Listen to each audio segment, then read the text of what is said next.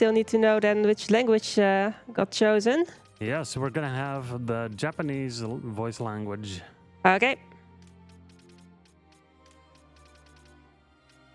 And then we can start in 3, 2, 1.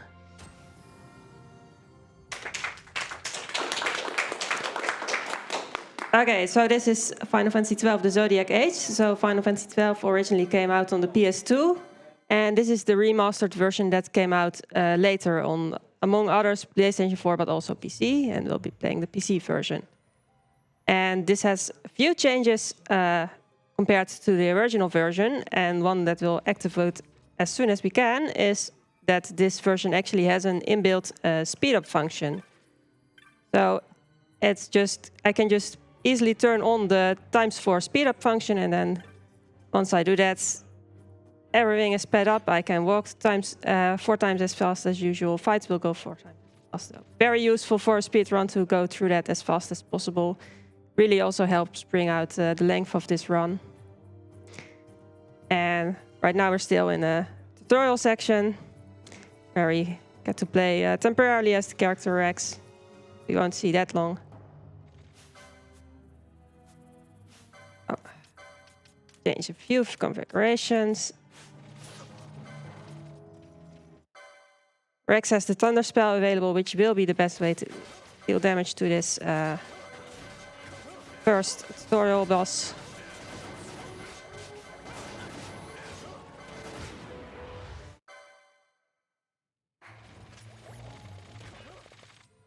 And mostly we'll be skipping any enemies that we don't have to fight. So maybe a bit to explain about the category that was donated towards the New Game Minus. This is a category in which we cannot gain any experience, which means all of our characters will remain at their low starting level.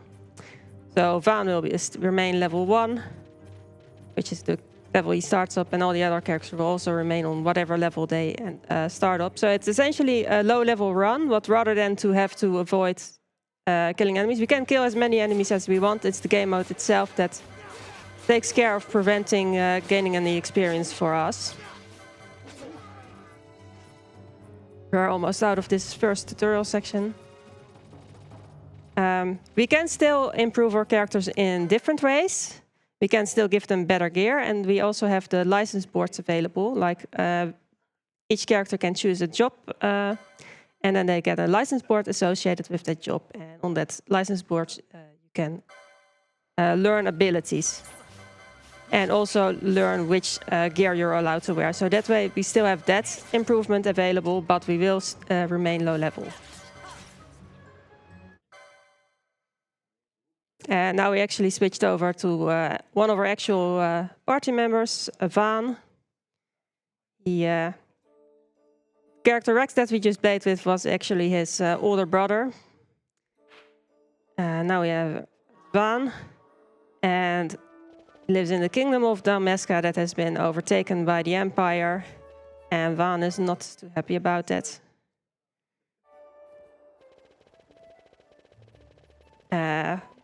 But right now, we are going to take on the hunt for the Rogue Tomato. Vaan wants to become a hunter, and we get taught about the hunt system, where at this boards you can take on hunts, and then you can go kill the monster that was asked to be hunted, and then you can go back to the petitioner to get a reward. Which we'll never take the time to do. We don't really care about these rewards, but this first hunt for the Rogue Tomato is obligatory to do. So, tomato it is.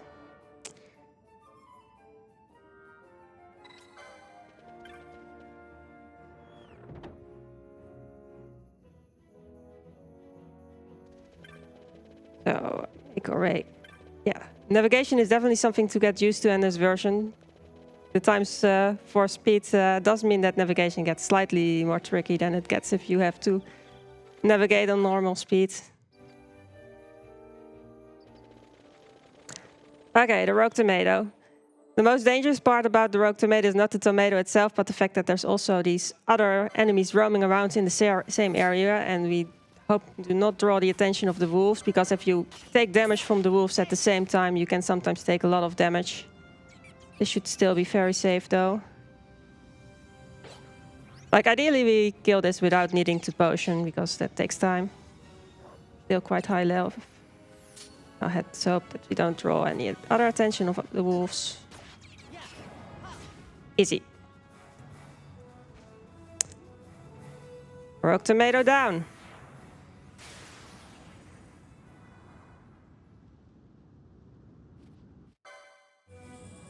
And then we can just go back to the city.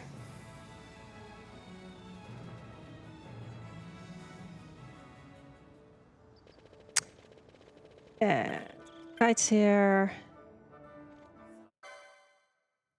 And the next thing we want to do is we want to become a member of Clan Centurio, which is a hunt-focused clan. And the reason we want to become a member, we don't need to do that for the story at all, but we do want to do that in that run because it gives access to a special shop that is members only, the Clan Provisioner. And the reason why we get our membership here is that we happen to be in the area anyway, so right now the shortcut to actually become a member is quite short. So here we have the clan hall, led by lovely Moogle Mont Blanc. Moogles look kind of cute in this game. Okay, we get our membership. And then we're not actually going to take any of his hunts, we just want access to the shop. Okay, and then we are going to continue the story. So the kingdom of Dalmasca has been taken over by the Empire, and they also have taken control of the palace. And Vaan plans to steal some... sorry. The right way. Yep. Vaan wants to steal some treasure for the palace because he doesn't think that treasure in the palace deserves to be in imperial hands, so he rather takes it for himself. And for that we're going to visit Old Dallin to get some help on how we get into the palace. And Old Dallin gives us a quest to get a sunstone. He thinks we need that to get into the palace.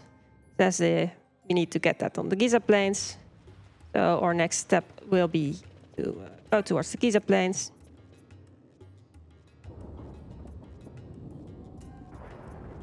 It's just south of the city.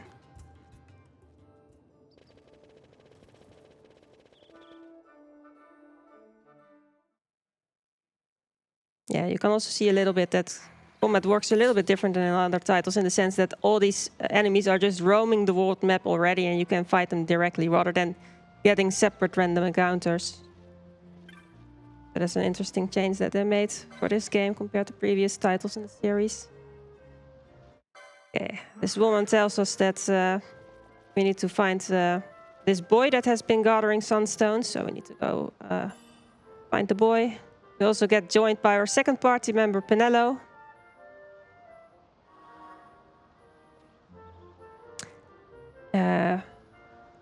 Also, one of the other changes that was made compared to the original is that this version of the game has a trial mode, which you can access from save. We have an autosave on every screen transition, very useful also for a speedrun, makes it very marathon safe. But we can also use that save to access the trial mode, which I will be doing here. So for that I need to go back into the main menu, and from that save... And it's the stages of trials that get progressively harder. So the first one is very easy and we can easily do. And it saves in between stages. And the reason we want to do that is because if I walk up over here, there's a chest here with a diamond armlet. And the diamond armlet is worth 6,000 gil, which is really a lot to get already this early in the game. I quickly kill the rats, and then it triggers autosave again. And if I now go back into the main game, we still have the diamond armlet worth 6,000 gil. So that's our early game money. Now we find the boy. And he gives us not a sunstone, because he wasn't finished making it yet, but he gives us a shade stone, and we can turn that into a sunstone ourselves. And for that, there's various crystals that we can find on the plains. And they give us energy, and we need 100% energy to turn it into a sunstone. And each of these crystals gives a random number of energy between 25% and 55% energy. So we hope to get lucky and not need too many. If we're very lucky, we only need 2. 27%, that's very low. So it's definitely going to be at least 3 now. And I hope I don't need the 4th one.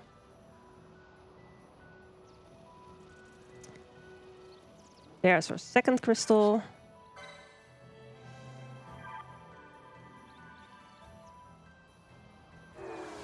And that's a lot of energy.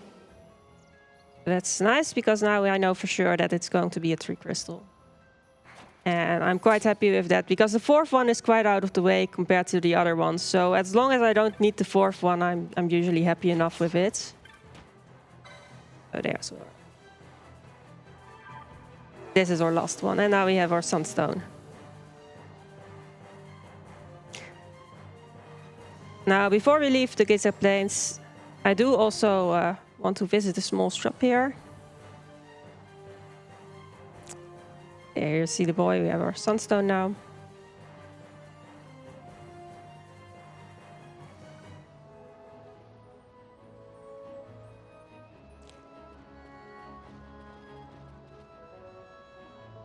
We are back in the village. And in the village there's also this merchant that sells a few things that we'd like to have. We'll stock up on a few potions. And I also want to buy the spell Dark, which is a spell it's an area of effect spell, so it will be, and it also deals quite well damage. So I sell the diamond armlet for 6,000 gil we got from trials. That's how we can afford Dark here. Stock up on some potions, and I want to buy bullets. And the bullets are for much later in the run, because in the late parts of the run we will be using guns, and guns require ammunition to use, and some cheap ammunition we get in early game will suffice for that.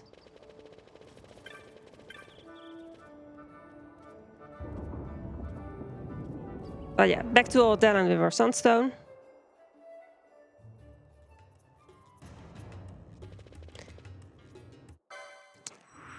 So Penelope leaves us again. Back to only Vaan. We got our sunstone, so now it's we have some instructions, and it's time to go break into the palace and get that treasure. And step 1 to get in the palace is to go to the sewers and find an opening into the palace for there.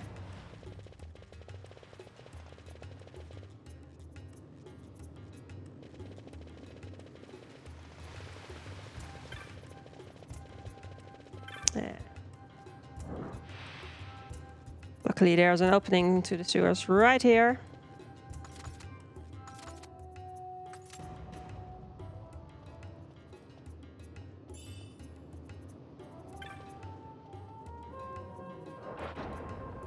Yeah, there's time for messages if you want.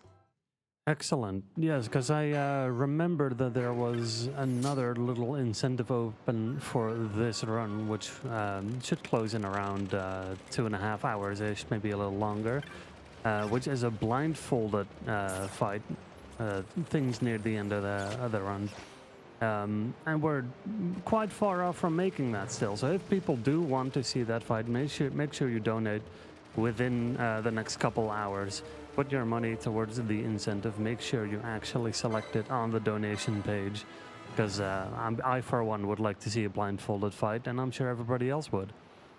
And one more thing that I forgot to mention, with that last large donation, we actually put ourselves over 2,000 euros raised for Mind already.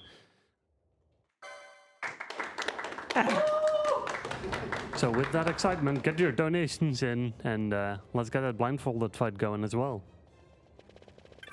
Yeah, I think it's a pretty cool fight in general already. Like, it's a fight where a couple of different strategies all come together. It's a very precise fight in which you cannot afford a lot of mistakes, but it's pretty cool to see it blindfolded. I think it still works because it's fairly consistent, even though it's quite precise. Here the chest. Also, no, you have a small mini game coming up because you need to get past these guards. And the way we're going to do it is we're going to shout at them and lure them in the correct direction that way.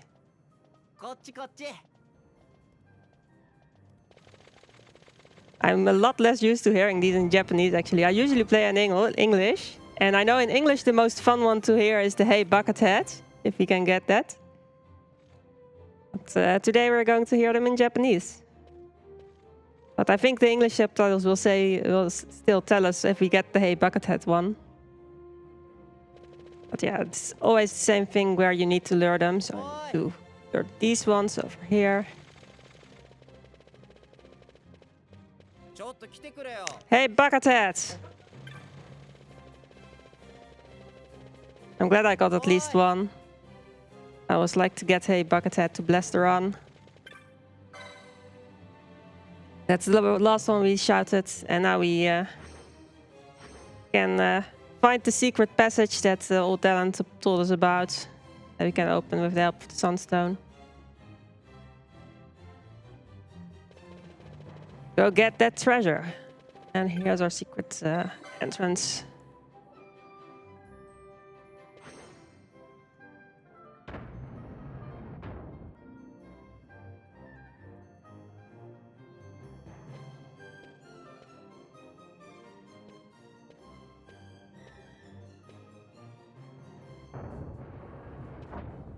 Okay. Past the guards. Still a switch here. And we would have time to read the donation, actually. Excellent. It's a short one. It's just 25 euros from Spinoza, and that without a comment, and it goes towards the blindfolded fight. So that's a great start, everybody. Keep it going. Ah, nice.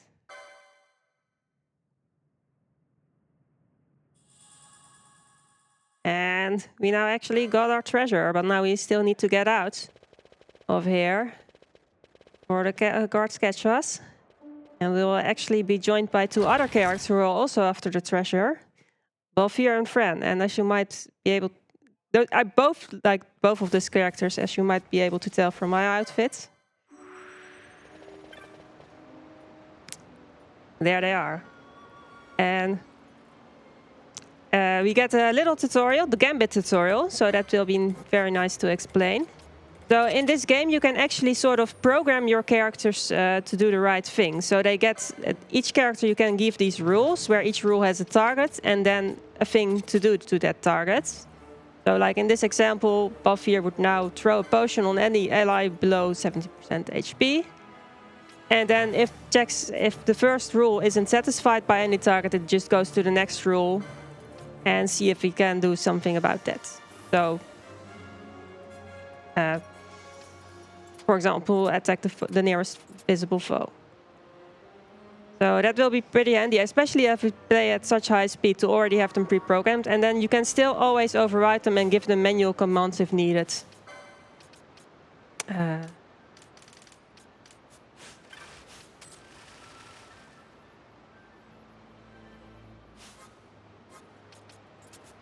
All their gambits are on. I'm also going to kill a few of these rats and bats on the way. The reason is for license points. So they can't level up from this because we are playing on this new game minus mode. But I do still want to teach them some abilities, like that dark spell we bought earlier. And for that reason, I do need license points, and we do get that from killing enemies.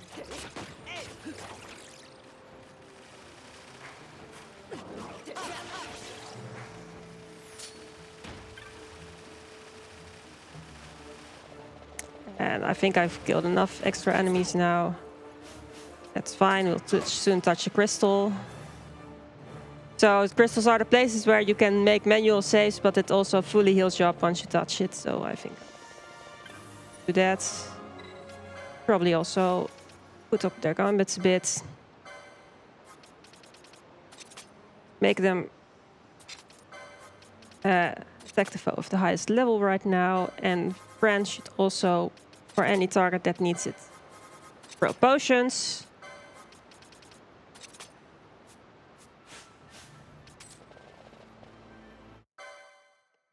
And now we have a small fight against some soldiers coming up.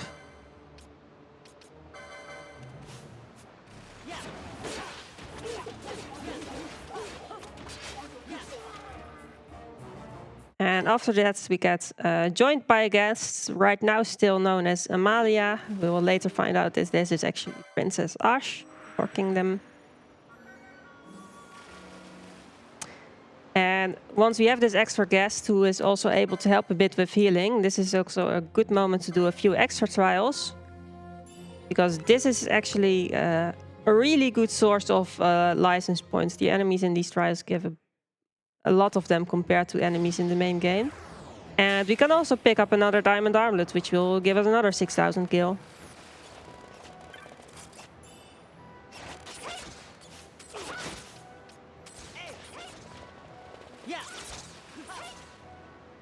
And now after this first stage, I should also have enough license points to already start getting some licenses. So Van and Balfir will both become a red battle mage. And the reason that is the job I prefer to use in the early game is that that's the one where you can immediately get the license for the dark spell. Right up here. Van should get it as well, and that's just a really good source of early game damage. I also give some extra HP accessory on Balfir, and I should now also adjust the licenses to actually make sure they start actually casting dark now that they can do that.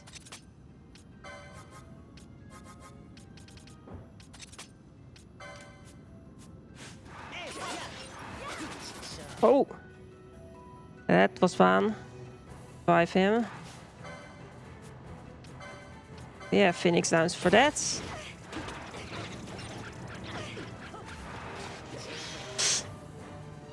I don't like that. We'll see how bad that is. So Van died at the end of trials there, and dead characters don't get the license points from it. So I'm a bit afraid that Van might be on the low side on license points now.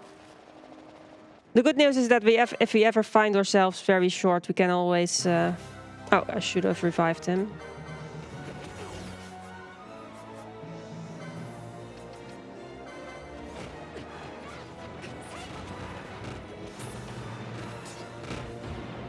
Okay. But the fight against the Flans is actually made a lot easier now that we have the dark spell. Damage them all at once.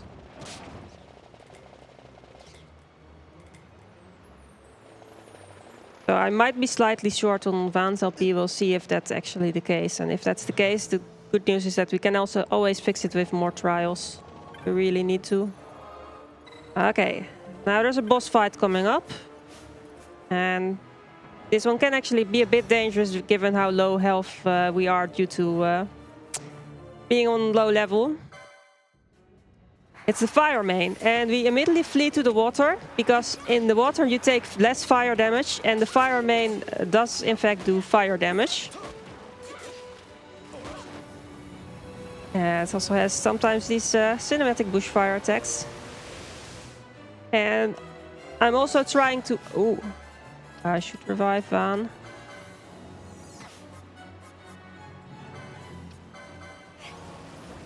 Need to do some manual healing here and there sometimes. How dangerous it is. I'm also running circles, and the reason is you regenerate MP if you run circles, and that makes you get in more dark casts.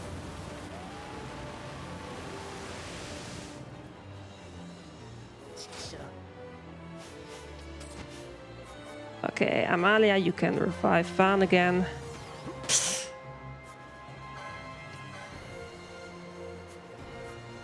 Potions. Van does keep dying. Still have Phoenix Downs, it's fine. There we go. That was the fire main. That's one fight that gets definitely more dangerous when you play it on New Game Minus rather than at any percent, due to having so much less survivability. So you have to do quite a bit of healing here and there to stay alive during that. So it cost a few Phoenix Downs, but we got through. And we actually didn't manage to escape with the treasure. We got captured and now we're in the dungeons. So now we have to escape the dungeons. Also counter a few bullies. Right now we don't have our equipment, which doesn't really matter if you use magic. So those bullies went down very quickly. But now we're actually on the escape, and here we actually already found back all of our equipment. I'm quickly going into the menu to change the battle speed. The reason I do that is because battle speed affects both your own characters and enemies. And whenever I have these areas where I just want to flee past enemies as quickly as possible, I rather just have our enemies be as slow as possible. So whenever I run past enemies, we do battle speed on slowest. And when we're actually intending to take on fights, then I wanted to have it on fastest to do that, to just have everything play out as fast as possible. So whenever I change the battle speed, that is what is going on there. Okay, I'm picking up chest with some money. And then we find out that here this device isn't working. But luckily there's someone down here who can help us with that and gives us a chip fuse to repair it. Go up and repair it. Meanwhile, we also have been joined by, for now, another guest, Bosch, who will, once we escape here, also join as another party member. Okay, and now we have energy. We can actually use these switches to open gates.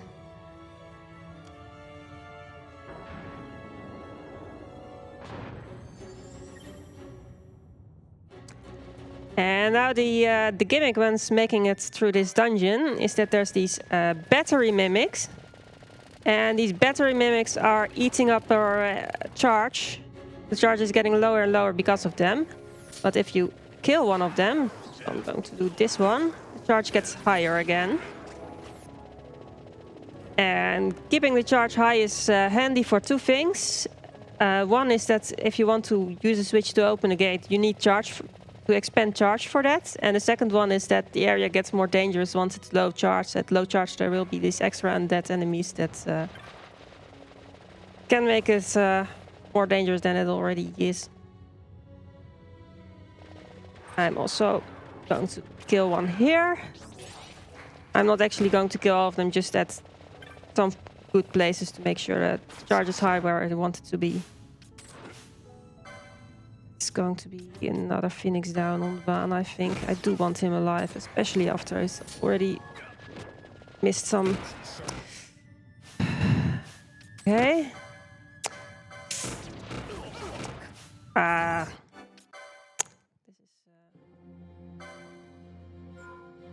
This is the part where we are very thankful that this game has autosave.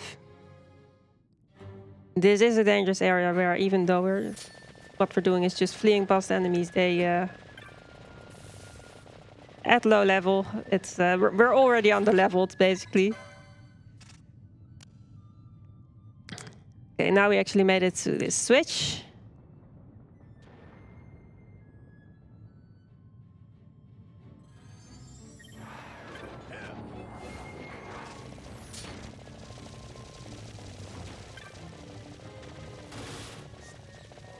This one. I don't care that the guest is dying. Bosch is not that important here. And right now what I just want to do is run past here and be alive to make it to the next crystal. And then we'll be fully healed up again.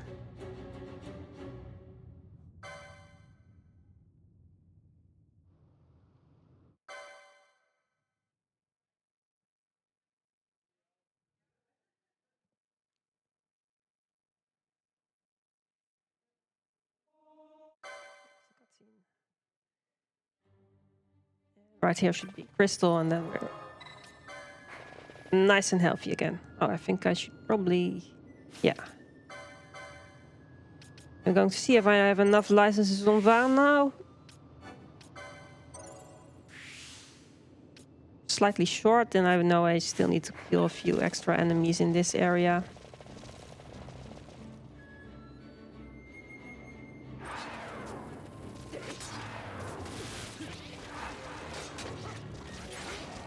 Not the skeletons, please.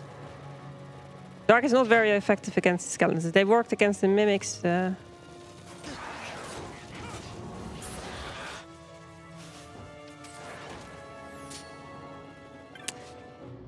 There's another crystal here, so it should be fine. Build up again. If I have enough now. I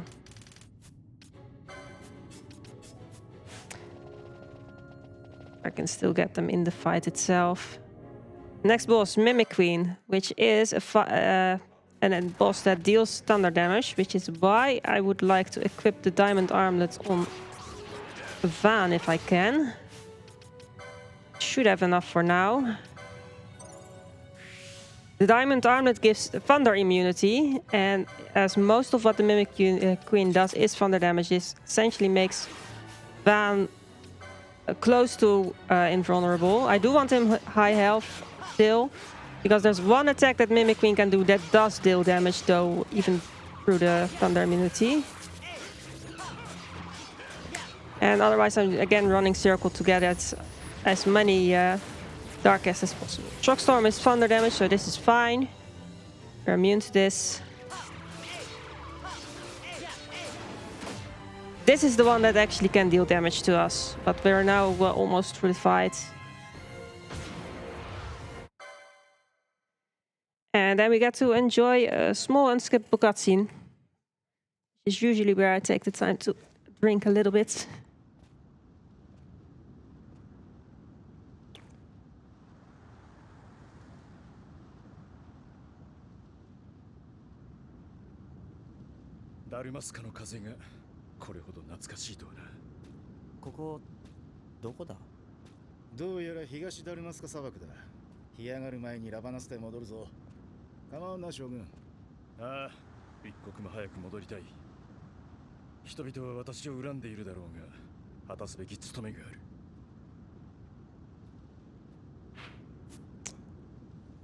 Okay, so as indicated in the little cutscene, it's time to go back to Ravenmaster. And the route we take for that is we go to Nelbana and take a teleport crystal from Nelbana. It's both the fastest route to do that, but it also helps that it already gives us the teleport location for later on. The way teleporting works is you need to have touched the crystal before you can use it as a teleport location later on.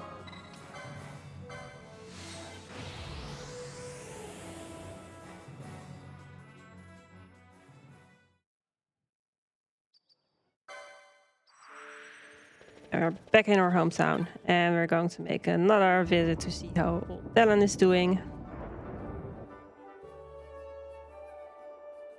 So basically, right now there's some story triggers to go through. We go to Madelon.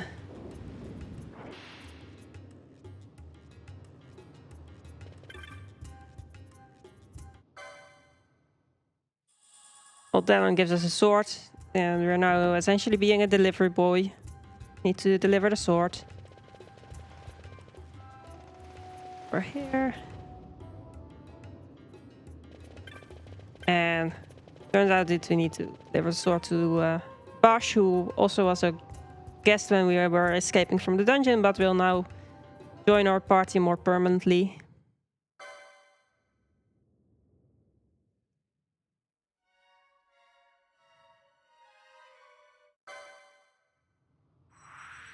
Bash joins.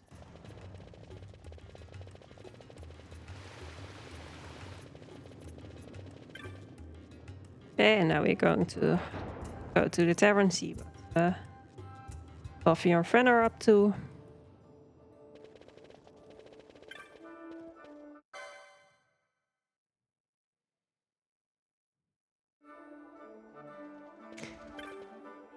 And we actually find out that Penelo has been kidnapped. He's been taken to Pergerba.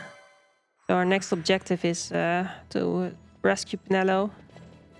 We're also going to do a slight thing before that. We're going to hunt Textera. Yes, this is actually an optional hunt. And the reason we do this hunt for the Textera is because it actually matters for what we can buy from the clan provisioner. How many clan points? Yes, we're joined by Textera.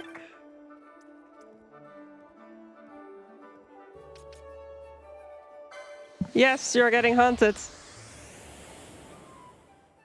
The reason is that how many clan points determines what you can buy from the clan provisioner, and this is a spell that we want to buy that we can only buy if we have a bit extra clan points from what we have now. And the Textera hunt is not that far out of the way and is a way to give us those extra clan points. We're not even going to take the reward of it. We're just going to... Here's the Textera. Textera vanquished.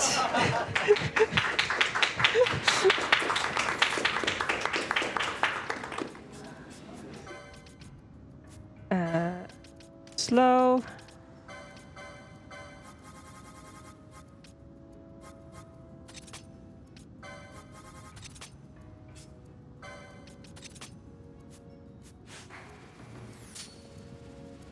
Yeah, party's now changed to Bosch and Fran, who both throw potions when someone is below half of their health.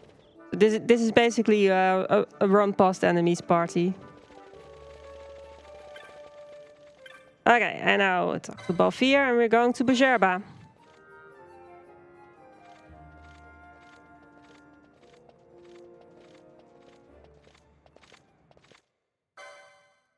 Balfir is a sky pirate. He has an airship, so that's how we're going to be going to Bejerba, which is a sky city. It's on a sort of rock in the sky. And it's where Penelo has been taken to, and Penelo has actually been taken to the mines, so we need to go to the mines in Bejerba. And we also have another guest tagging along, who will introduce himself as Lamont, but will later be known as Larsa. We don't know it yet, but he might be having something to do with the Imperial family. The Imperial... turns out to be the son of the Emperor, actually.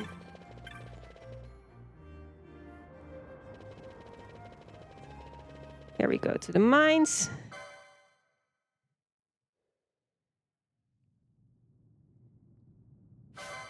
Oh.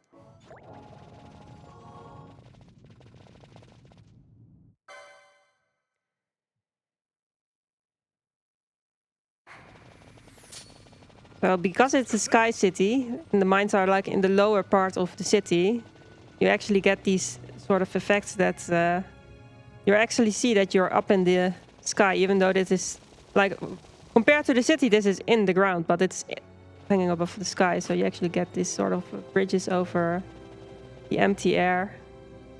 That's a bit of a different kind of mine.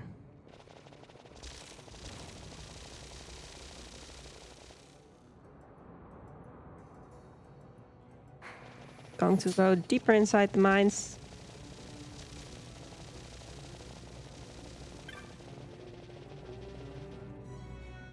And we find out it's a trap.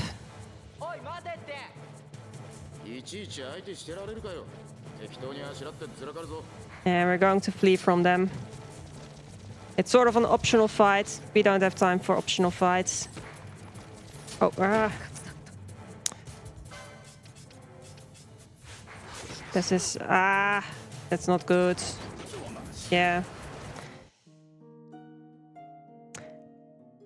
The ×4 movement can sometimes get tricky, and if you get stuck in a corner, then you very quickly get killed by the enemies. We have autosave, so it's fine. Oh. Still, before we trigger the tap.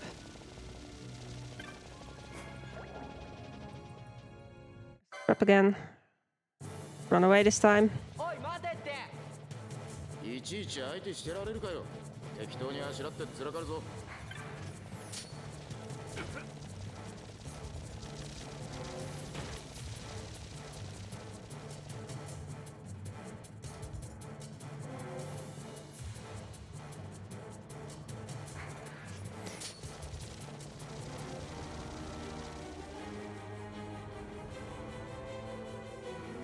same path to the mines. We see each time Le Mans already running ahead of us.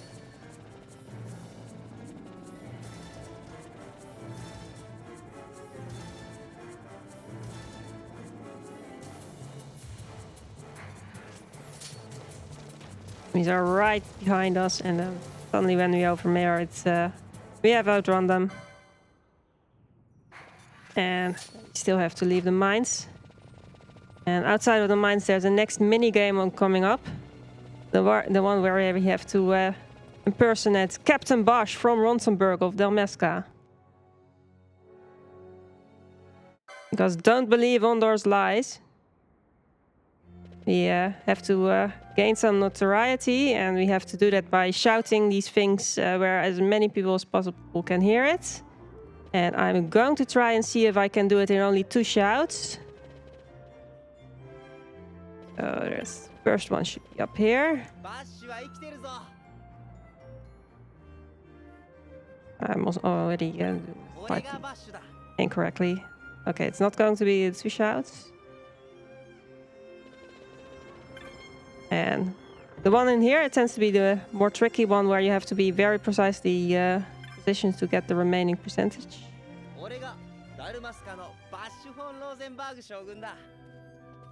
I'm Captain Bosch from Ronsenburg of Delmesca. Oh, we're still 2% short. We're too late here.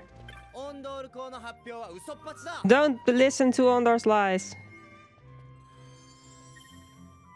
Okay. Yeah, we would have time for a donation now. All right, we actually have 2 donations. One literally just dropped on in. First off, we have €8.80 from Mazja saying, "It's a trap." And afterwards, we have €3 from Captain saying, "I'm Captain Bash from Rosenberg of Delmasca. Don't listen to Andorra's lies. Bash lives." And those €3 go to the incentive. So that's a reminder, everybody. 2 hours and a little bit until the incentive closes for the blindfolded fight. We're still quite a while away. So if you want to see that happen, really got to get your donations in before a few hours from now. Nice. Okay. Meanwhile, we find out that Princess Ash has been taken capture on the Leviathan, an airship, an Imperial airship. And we want to go rescue her. So that's what we're doing here. And the way we rescue her is we're sort of taken deliberately captive, but we then escape from that.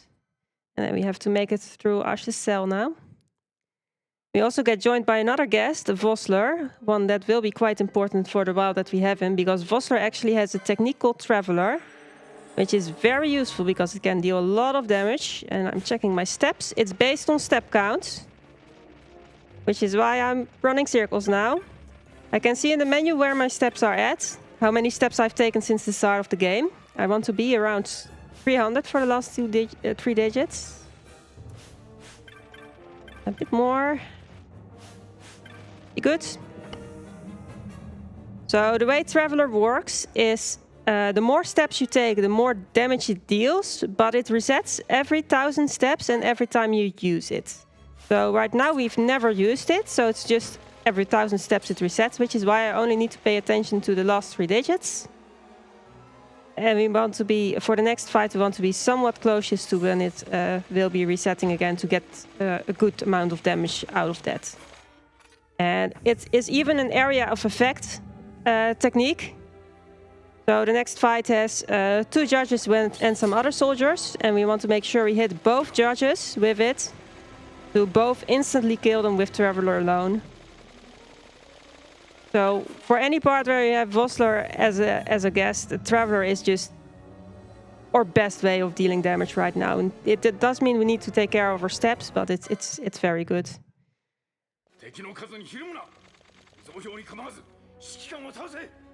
And I'm fleeing to the side to make sure that the both judges hopefully get close enough together that I can hit both of them. Should be fine now. So they'll go after me. And then I should be hitting both judges with this, and that worked. But all the work was from Vossler's Traveler now. And this is the one time we get a congratulations screen that we can't skip. Because usually it's combined with like an after the boss cutscene, and then you can skip that cutscene. But here there's no extra cutscene, just the congratulations.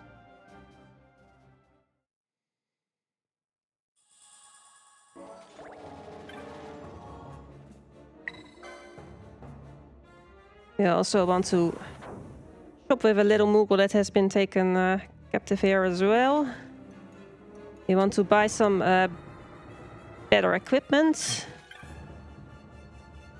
Okay. The Calo Hat and the Shepherd's Bolero. We want to buy the Protect spell. And 2 gold needles for safety in case someone gets petrified, that we have a way of curing that. And then we find Ash.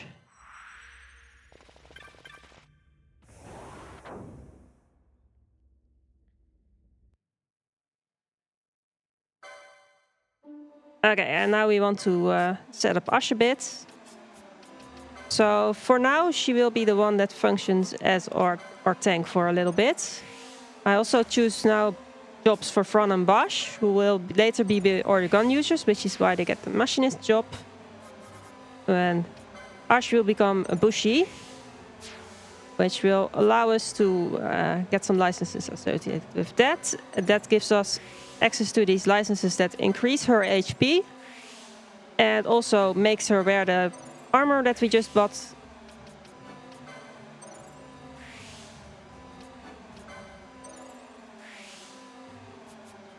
And we actually equip that armor on her then. And we also want her to throw high potions in case someone gets so low health.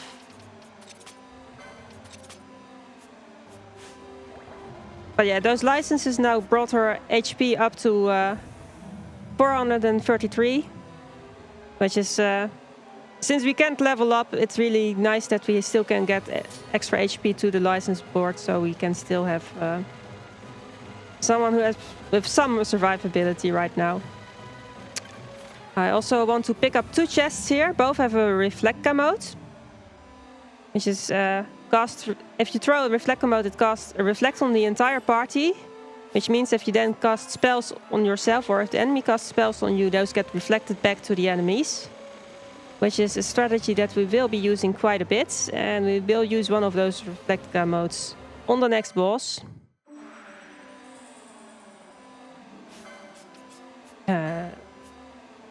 I want battle speed fast again because we boss fights. I also want Vaan to be casting spells on self. So we'll use that strategy in here. We'll use the Reflecta modes. Then we can go into the fight.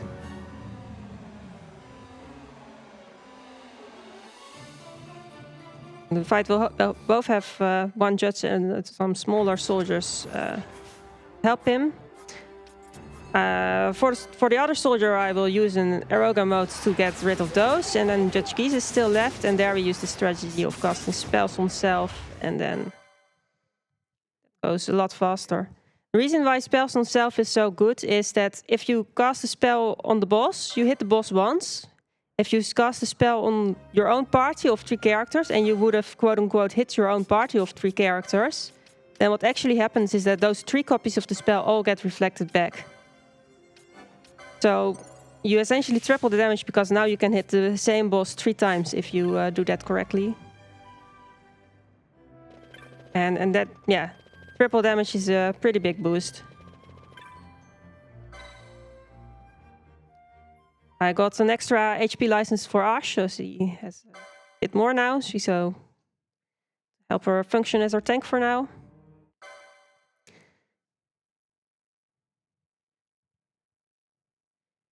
And we're now going to make our way to Raverol's tomb. It's a place there where Ash wants to go because there should be a stone there that, like, as the royal family, she descends from King Ravel, and she wants to get a stone from there to actually prove her lineage from that she descends from the king.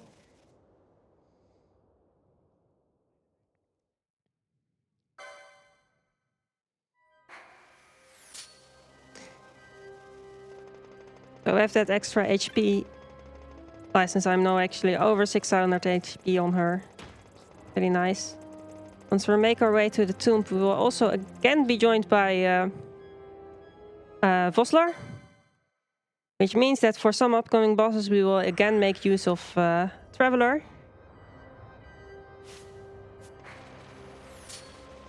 There's also a few important chests that I want to pick up while making our way to the desert. One of them is up here, is the Golden Amulet. Golden Amulet is an accessory that doubles the license points gained by the person wearing it. So that really will help us get those licenses quicker. It means we need less grinding for it. That's pretty handy. And I'm also making my way over to the chest with the reflect spell. Because that trick of having reflect on your own party and then casting spells on your own party to like triple damage. I want to use that more often, and I don't have enough reflect modes to do that as often as I want. So with the reflect spell I can do that more often. And there's some traps here. Those red things are traps, so I want to avoid those.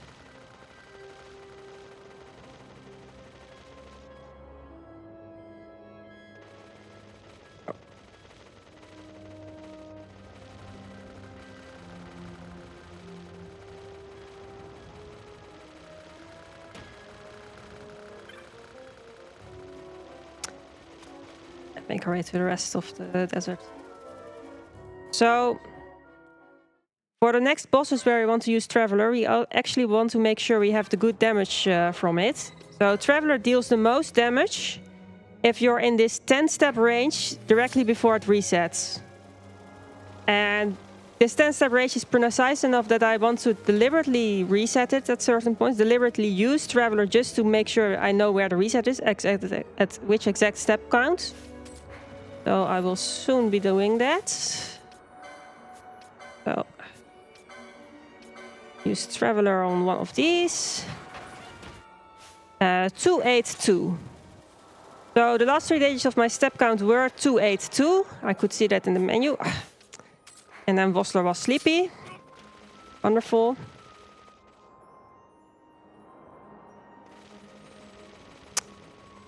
But yeah.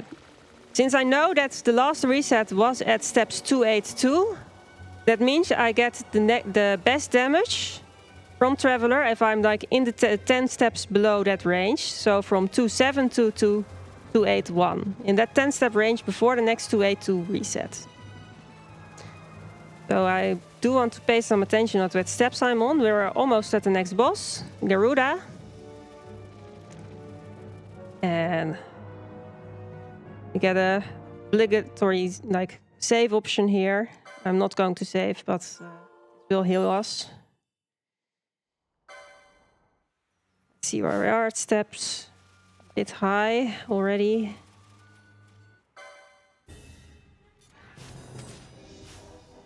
Yeah, we're over. That's that.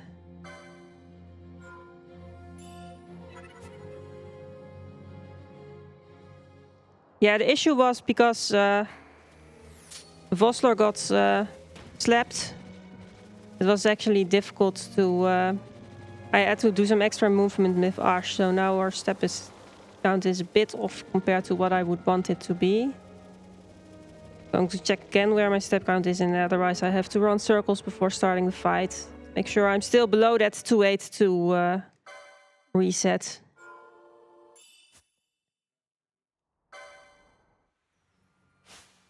That's just too high. Fortunate.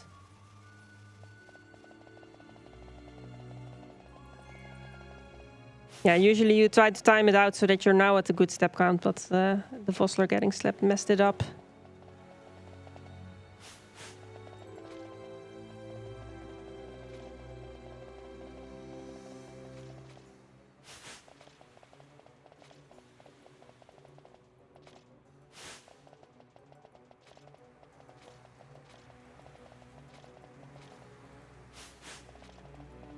Here and there going into the menu to check the steps.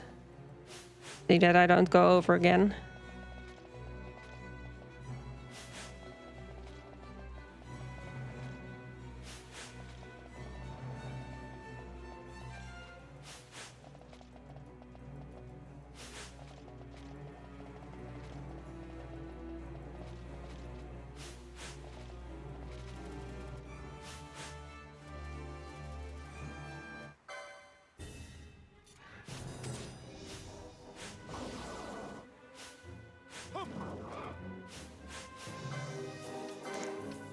Okay, now I should be able to do it.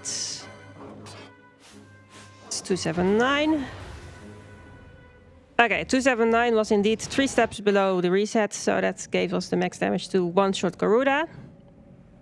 I still need to remember that 279 because we will use this last reset for the next boss that we'll fight with it as well.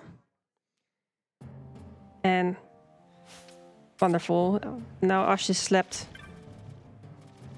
And in that case, I'm going to run a few laps with Vossler. This is to burn steps for that use of Traveler. 279 is the number that I right now need to remember. To run 3 laps. This is the second lap.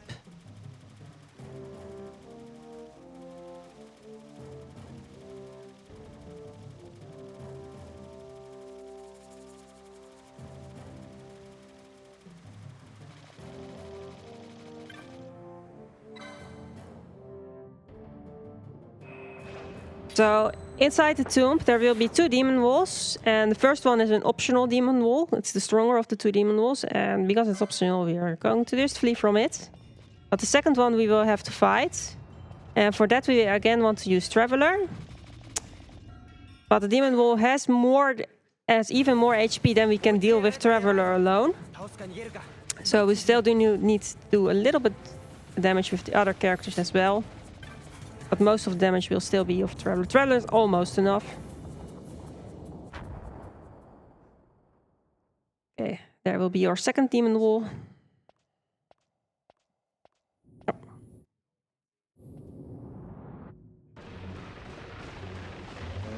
Right. 時間がないわ。壁が迫ってくる。集中攻撃で倒すのよ。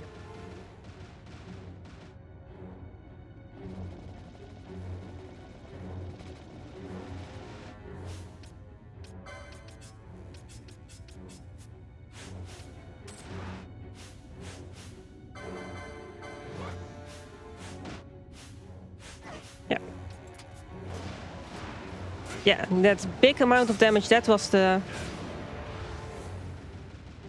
actually the Traveler again. But it was not yet enough, and the other characters didn't need to do a little bit of damage as well.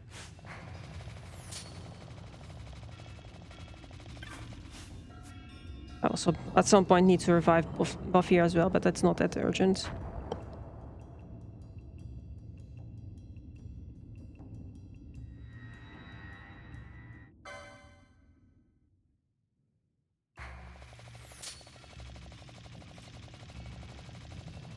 So, in this dungeon, to make it to the final part, there's right now the way to the final area of the dungeon is still obstructed, and there's these 2 pedestals that we need to both activate on both sides to make the way free. And I also want to use Traveler on the boss there, so I will set it up again. 696. 696. So here's our first pedestal, southern one.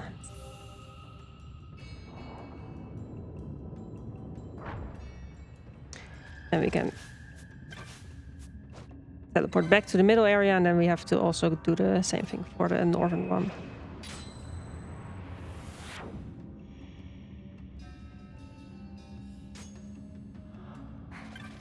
And the next boss that we will fight is actually Belias, which is also a summon that we then earn once we have defeated Belias. And the Traveler deals about 60% of his health, which means that we also need to do quite a bit of damage through other means, attacks and dark.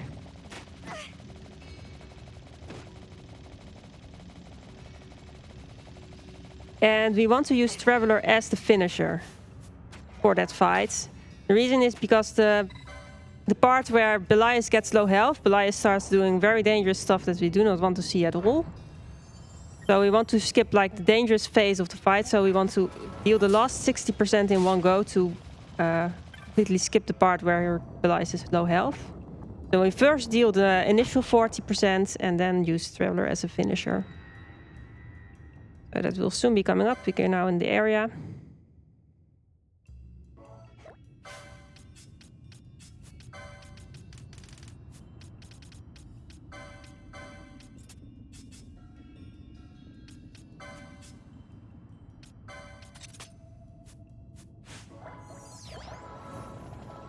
I want everyone healthy for this next fight. Ash as well, please. Use another potion as well. I want to be fully healed up for this.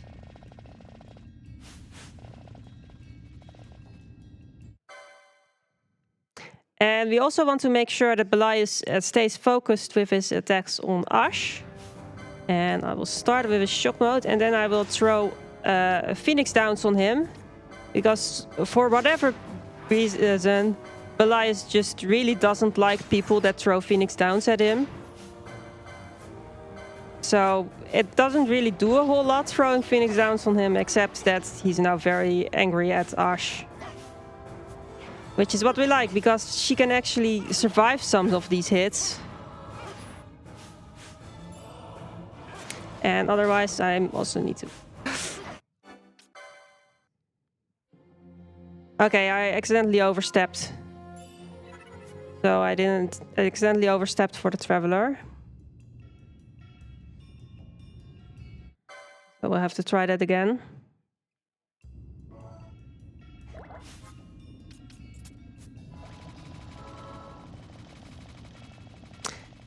Yeah, you have to be very careful. It's this exact 10-step gap that you need to get into.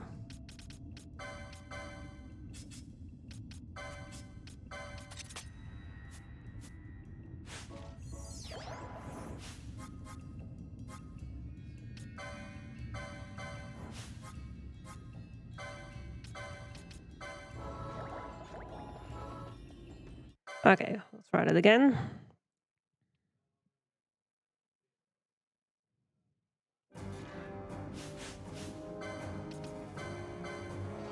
Shock mode, and then we'll throw Phoenix Downs at him to annoy him.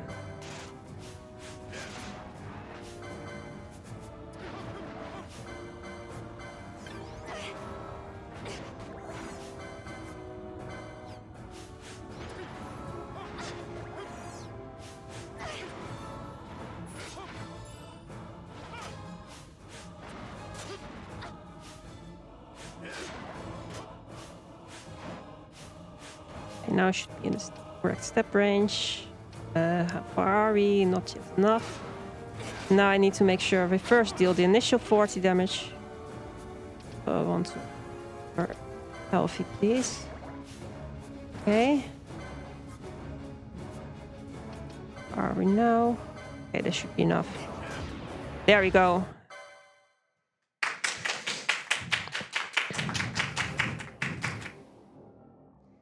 That was also our last use of Traveler, because this is the last time that we have Balfir, or this is the last time we have Vossler as a guest, because he's about to betray us. So the next fight will actually be against Vossler. And we just had Vossler give us a lot of help in defeating Belias, and the next fight will turn the tables and we'll use Belias to beat Vossler. Because for some reason, when Vossler is our enemy, he is a lot less good at dealing with Belias. So I will do a few licenses. I need to acquire this, also the license for the summon, so Belias gets assigned to do Balfir here.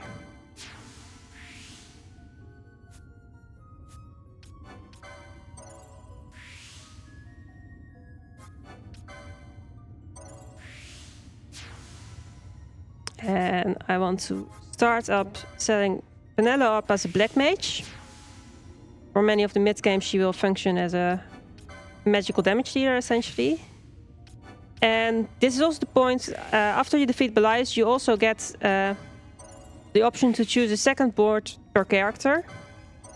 And it's actually quite useful to choose some jobs that have a little bit of overlap, because if you activate a license on one of the two license boards, it also gets activated on the other one, which allows you to hop around much more easily on the other board. So you can just activate a license on one board that's very far out of the way on the other board, and then already you can quickly get to the side where you otherwise wouldn't be as quickly able to get.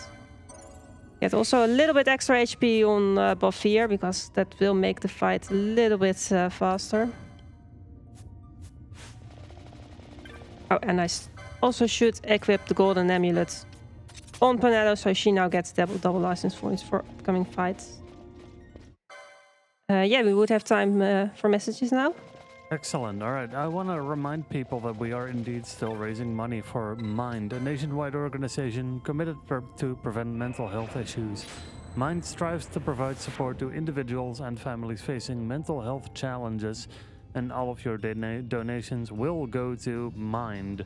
On top of that, I would also like to remind people that we have about 1 hour and 40-something minutes-ish until the incentive for this run closes, which is a blindfolded fight. And we are quite a while off still from making that.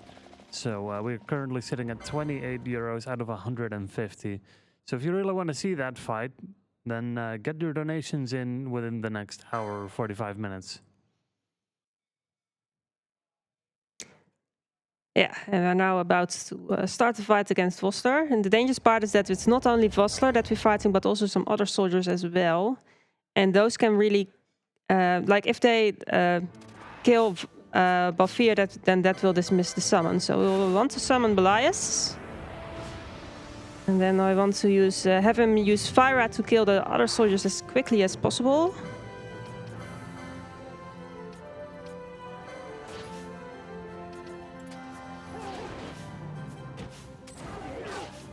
Oh, no, no, no.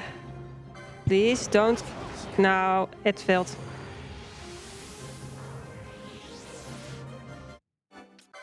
This can get quite tricky. Like, I did give Balfir an extra license for an extra little bit of HP because this initial part of the fight gets quite dangerous. As soon as the soldier's down, it becomes a lot easier.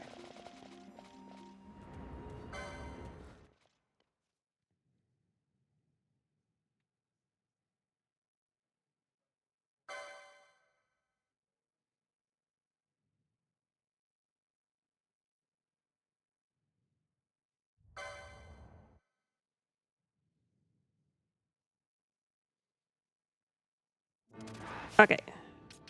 Again. Belias out.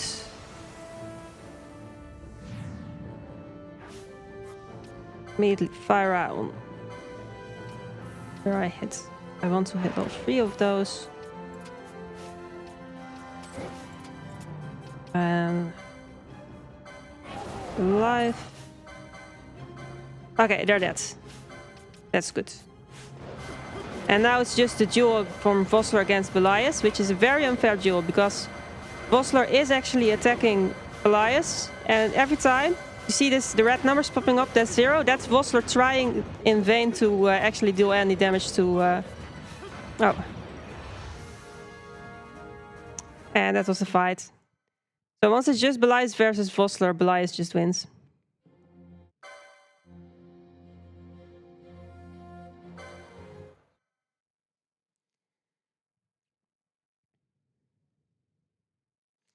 And now we're back again in Rabanastre. And now we're finally going to visit that clan provisioner. We got our clan membership, we killed Textera purely to get these spells here.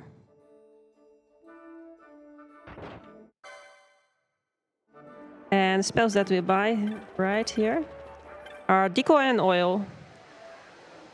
And the Oil spell is the one where we needed the extra clan points for from Textera. It's the one where Oil, if you cast Oil on an enemy, then that enemy takes triple fire damage. So there will be a few bosses in the late game where you use fire damage, and then that extra triple damage boost will be quite important. And the other spell is Decoy. So I'll explain in a moment. But now we also have to go on the Chocobo. And this is one of the more tricky areas to learn to navigate at times for speed, because you will be at the Chocobo, and if you're wanting to be optimal about it, you even want to sprint with the Chocobo through this area with this narrow paths going through. All at times for speed. But yeah, the Decoy spell. What Decoy does is we will cast it on our tank. In this case, we will start making Balfir into our tank.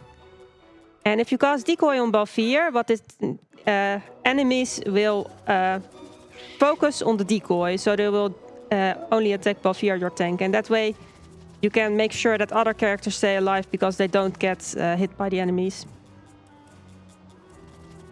Also, decoy has a lovely symbol. The symbol that shows up next to the character if it has decoy is a duck symbol. And I just like the little ducky.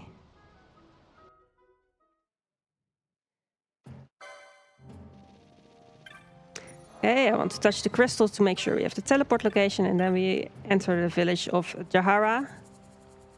We're here because we want to learn about magical stones.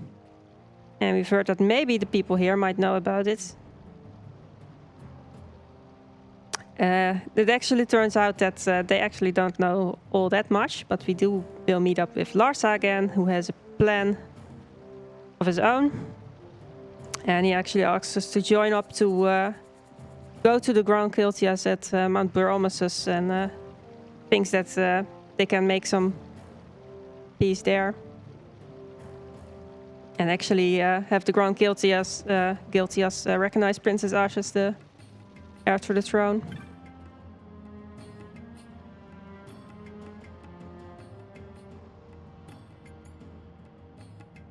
These are obligatory story triggers.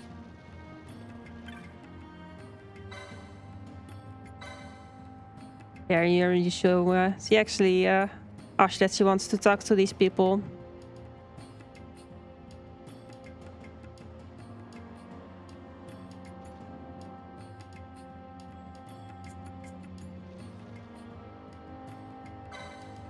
And then once we actually talk to them,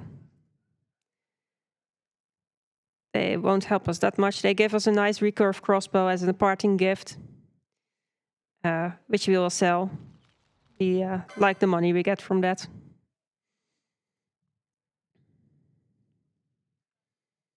But we also get joined by Larsa for this next section, which is pretty handy to have him as a guest, because he's actually a pretty good healer. So for the section where we have him as a guest, that's our healer. And that also means that this is the opportune time to start doing some trial grinding soon. With the extra help of Larsa. We also take a chocobo to the next location.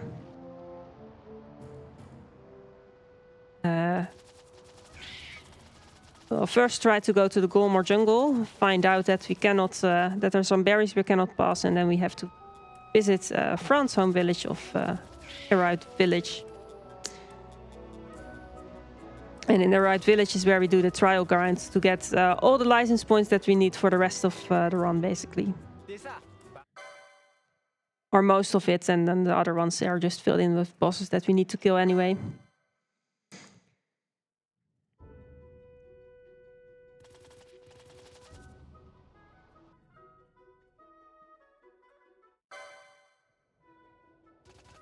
Here again in the jungle, my lovely chocobo.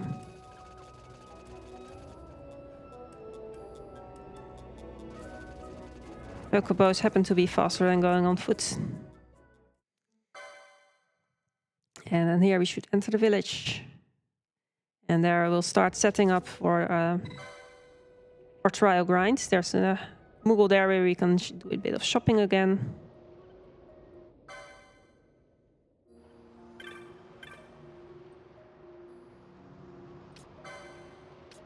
Sell the recurve crossbow. Some other... Oh, I should probably also unequip Ron and Bosch, so we can sell their equipment as well.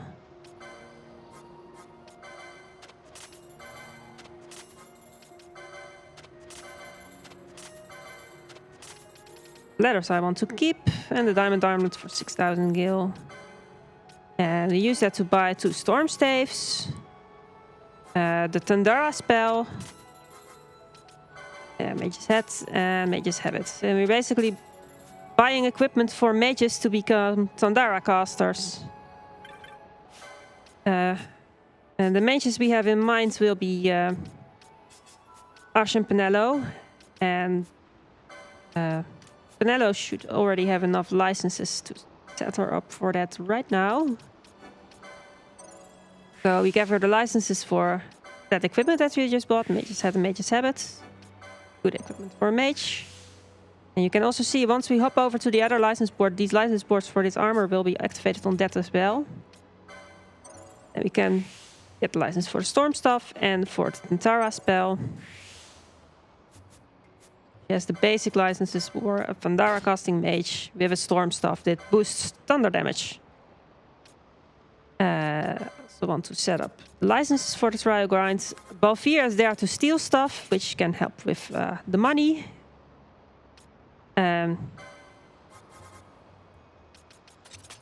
Larsa will be our healer.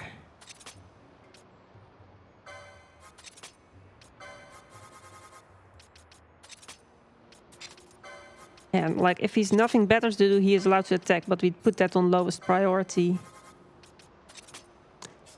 And Penelo can already start casting Tandara. And Ash will for now have to use regular attacks. And make sure we touch the crystal to make sure we are fully healed up before we start the trial grind. Mostly that we have full MP after putting on new equipment that boosts MP. Because we're low level, the base HP of our characters is very low, so actually having boosting MP equipment is quite nice. Okay, trials. Now the thing we intend to get from this little grind is most important the license points, but we'll also get some extra money from it. So in the first stage there's always the diamond armlet that we need to pick up. 6,000 gil is just quite a lot. I want to lead with Penelo and run circles with her to regenerate MP a little bit to prevent her from running out. And now that we got a little bit of licenses, I also want to get the War Mage license on her, which makes her get MP back after she deals damage, magic damage, to make sure her MP lasts a little bit longer.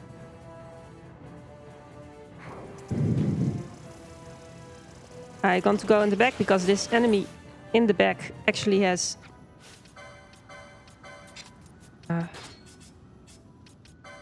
I want to make sure we that enemy.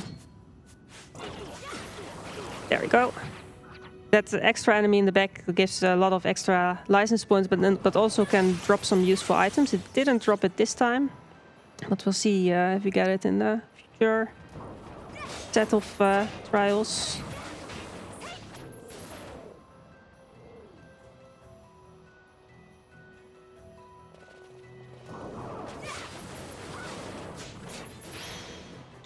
Okay, and that was the first set of trials. That was 1 out of 4. This is the trial ground. It will be a bit.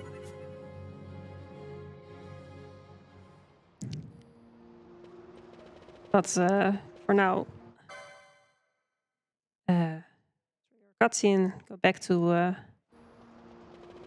make sure we hit our store triggers, and then we need to go back to the shop and the crystal gate so that we full MP for the next set of trials.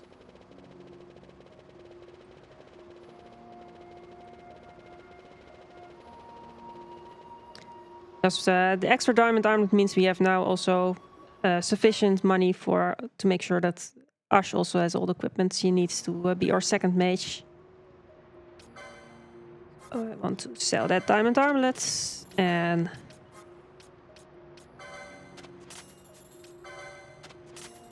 for equipment, and I will also start up setting up Ash as well. She does not have quite enough licenses yet to be a second mage, but she will have soon. But to speed up that process a bit, we want to now make sure she is the one that gets to wear the golden amulet. So if I activate these gambits also over here, I can, on these other boards, immediately jump over where I can get the golden amulet. And while we're at it, I also want to make sure she already starts wearing the extra equipment a little bit, except for the storm staff. She can't wear that yet. Golden amulet should now go over to Ash. Basically, Ash and Penelo have to share a bit, so I sometimes switch between which of them actually has it. Touch the crystal, so they now have full MP again.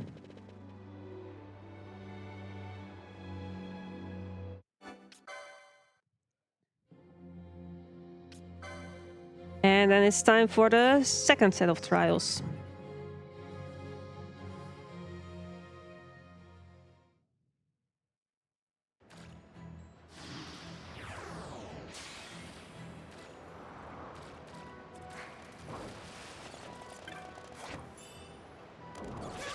So as always, pick up the diamond armlet in stage 1.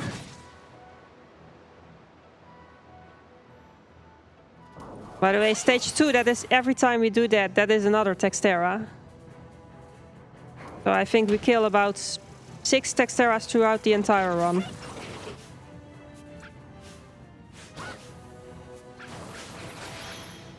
Oh, we didn't kill the enemy in the back, that's a bit annoying.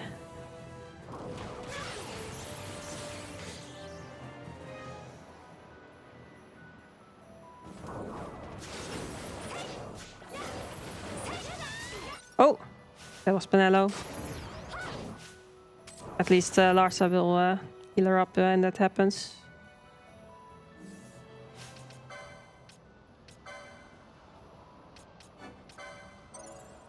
Now we have a bit more licenses. I can make her a bit of a better mage. Now she also gains some P back after she defeats a foe, and she also gets a few magic lures that increase her magic.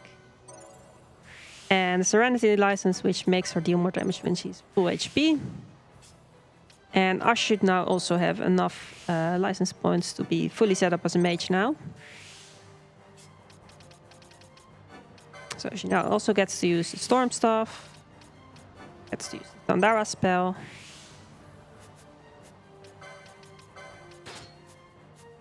And we need to make sure that her Gambit actually says that she needs to cast Tandara now.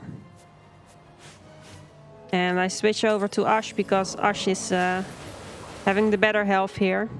And now in this second set of trials I can even do stage 7 here, which gives a lot of license points.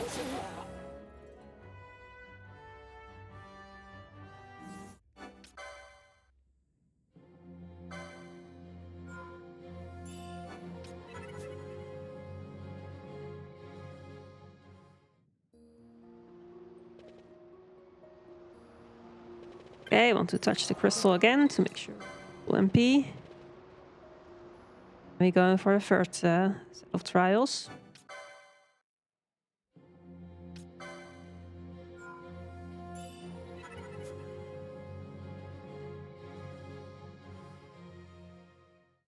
Also a fun fact about the New Game Minus run.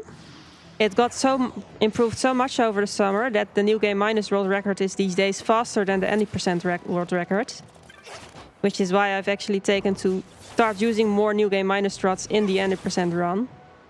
But despite the extra disadvantages of not being able to level up, you actually really don't lose a lot. And in fact, the world record is even faster, which is so cool for something that, like the low level run just having a faster world record than the regular run.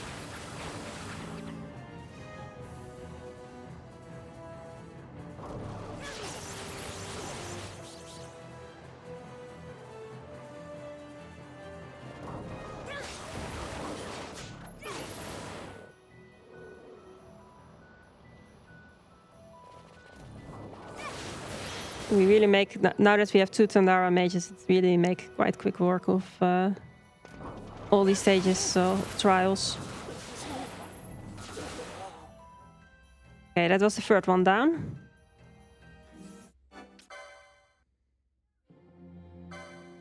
There's only one more of these to go now.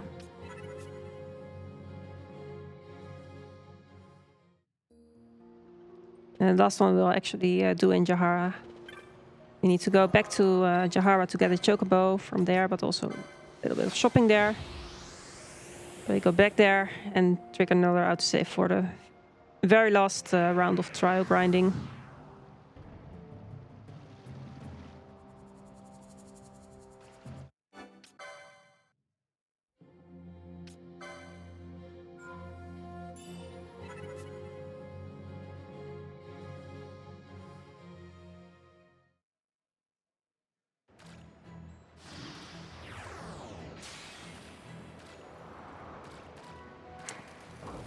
One last diamond armlet for our 6000 gil.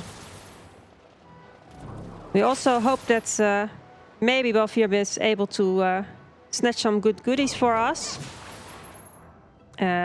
One of the more fortunate things that he can possibly steal here is a Carcada, which is worth 10k gil.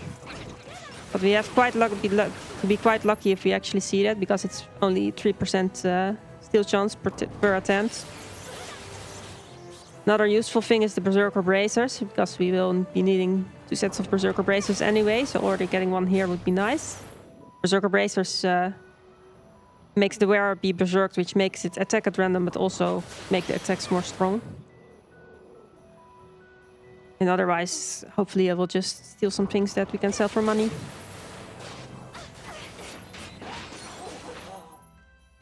Okay, trial's done. That was the last one. Which means it's now time to spend the stuff that we got from there and actually use all those license points. So we're going to a little bit of shopping here.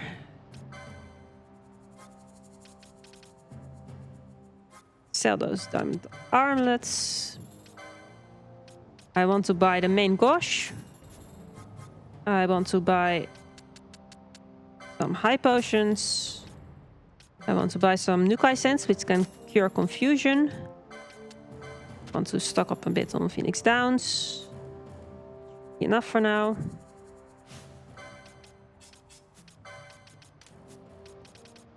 Okay, all those license points. Balfir will be our tank, which means he gets a lot of licenses that give him extra HP.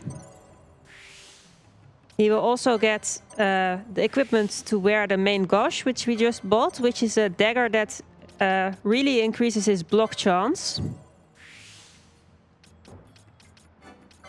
So that will be quite useful. And he will also get potion lures, which means he is more efficient at throwing potions.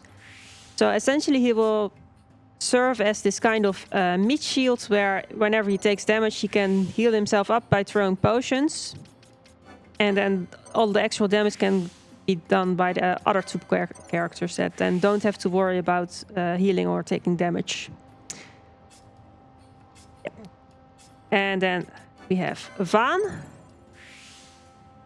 He gets some equipment that helps boost MP a little bit, and other than that he's mostly our designated reflect caster. So we don't use him in the fights himself, we use him for the initial setup before fights to cast reflect on the group, to then have that buff for the fight available. And Benelux and Ash are current damage dealers. They are mages, so they get a bunch of licenses that help with mages. Channeling makes their spells cheaper.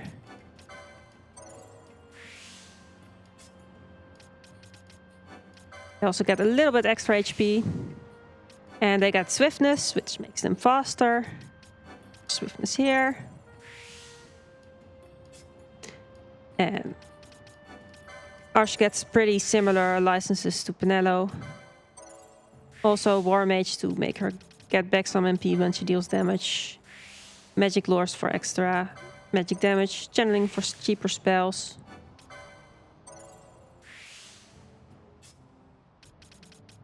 Swiftness. A bit faster.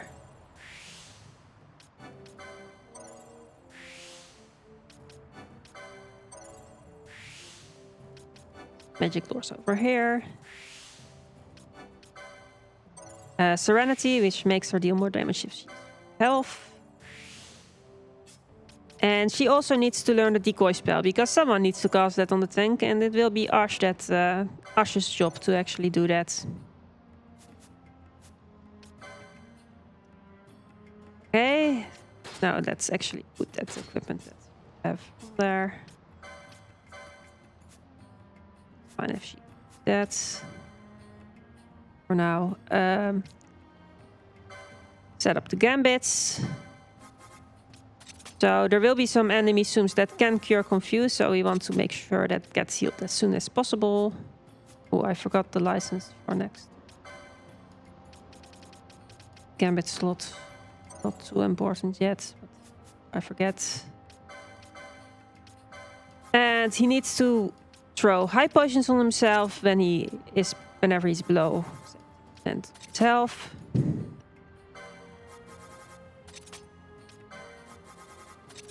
And you will also, in the case that the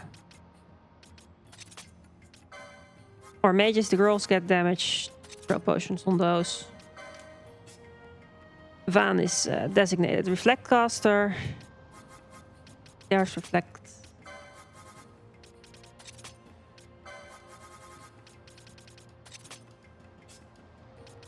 We want to adjust Larsa because he also has the bubble spell available, which increases temporarily doubles a character's max health.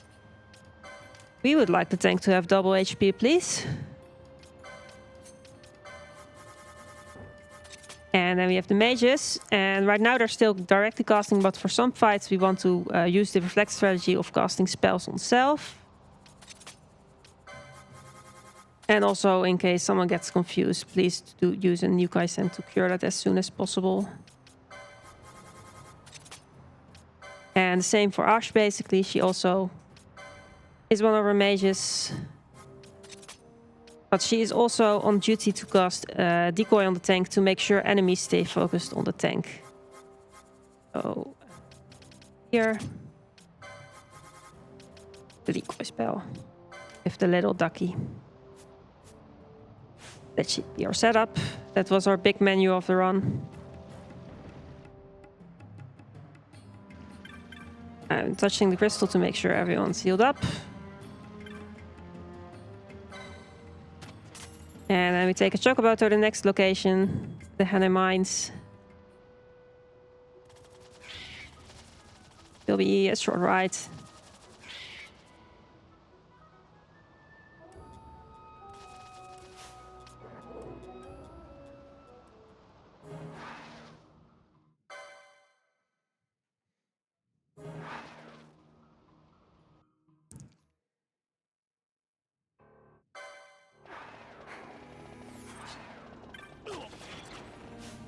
Okay.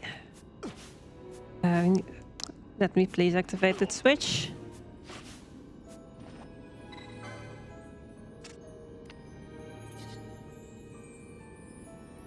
So whenever we run past enemies, what I usually do is have only the tank out in the party.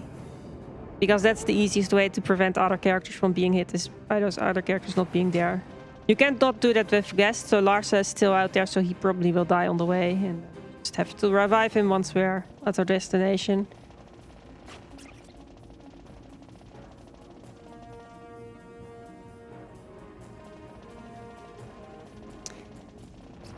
So there's actually still a slight other grind coming up soon. Because we also need to make sure we have enough money for the rest of the run. And the best way of getting money is through farming some jellies. And there's a room where there's a bunch of them spawning at once, so we can kill a bunch of them at once. So we make our way to that room. Almost there. And the jellies will be killed by our mages. I do want Larsa alive because he does help us being our extra healer.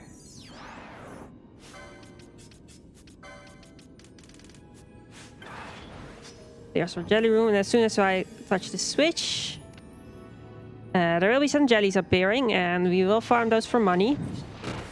But I will not pick up the drops just yet. And the reason is that you get better drops if you have higher chain level. So what this chain says is if you kill enemies of the same type, you get a chain. So right now we have a 15 chain of jellies.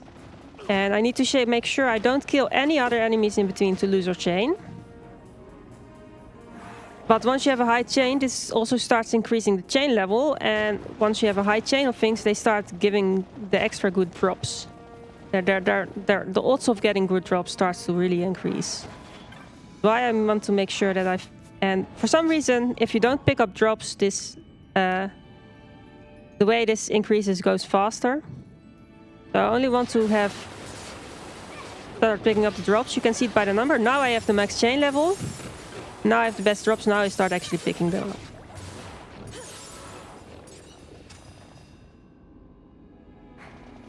And And the main thing we hope to get from that is yellow liquids, which are a bit over 500 gil a piece. So we hope to have lots of those. Another thing we hope to get from these jellies is that they sometimes drop teleport stones. And we have to, here and there, still use some teleportation. So we hope to get enough to make it through the rest of the run.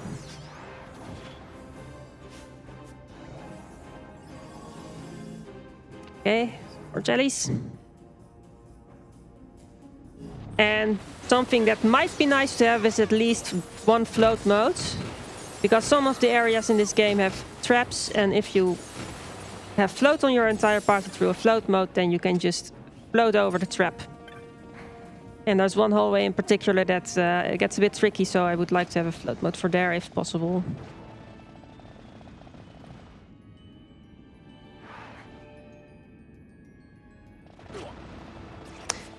These dinos can be quite dangerous. If I die to that, then I lose chain. So far the dinos have been behaving. Oh, I should probably also revive Larsa again for some healing duties. These jellies can also inflict confuse, which is why I have set up my characters to try Nukai Sense if needed. And I intend to kill about 90 jellies and then check how good my drops are. It's a bit random. Usually 90 jellies should give a reasonable amount already. If I'm short after that, I will just do an extra room of jellies.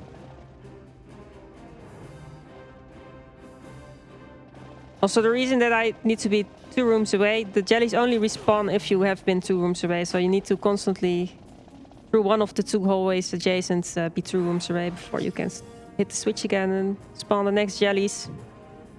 And especially the part where you have to get past the dinos can get sometimes a bit scary.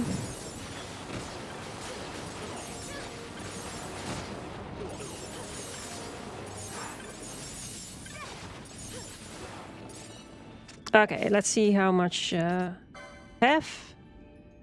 That's good yellow liquid. Okay, I take that. That's plenty. Stick. License for extra HP on the tank. And I want to make sure the mages have spellbound.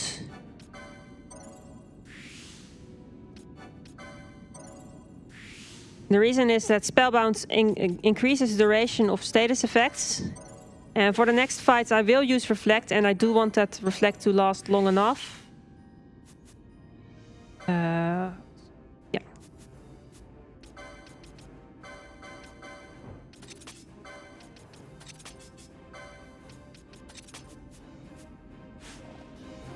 The next boss will be Tiamat. Tiamat has quite a high health bar. So we do want... Oh, whoops.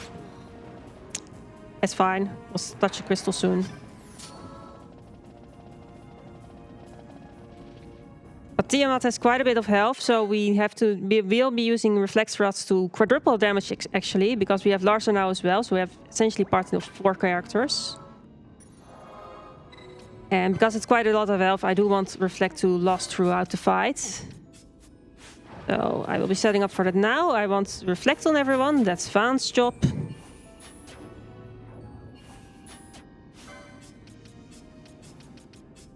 Homage as well, please.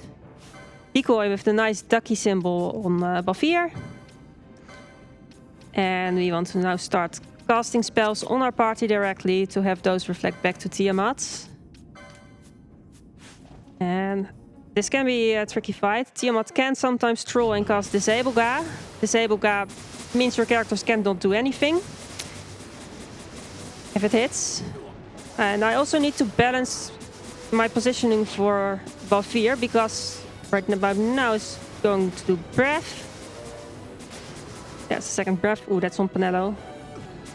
Okay, Arsh, please finish this. You can do it.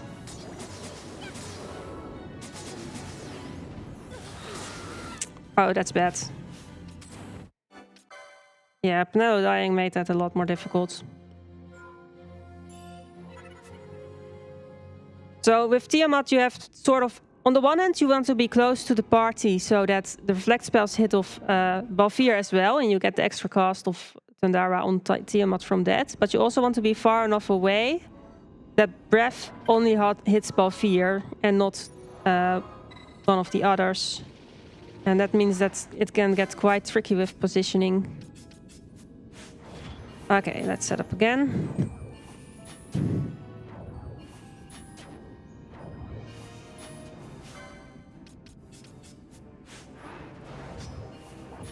Okay, that's... Oh. Okay, there's the decoy as well. Spells on the party. Okay, let's see if it goes better now. Tiamat is always one of the fights I get more scared of. Okay, so it should be reflecting off Balfir as well now. That was a disable guy and that hit Penelo. That is... there. So Penelo is in own...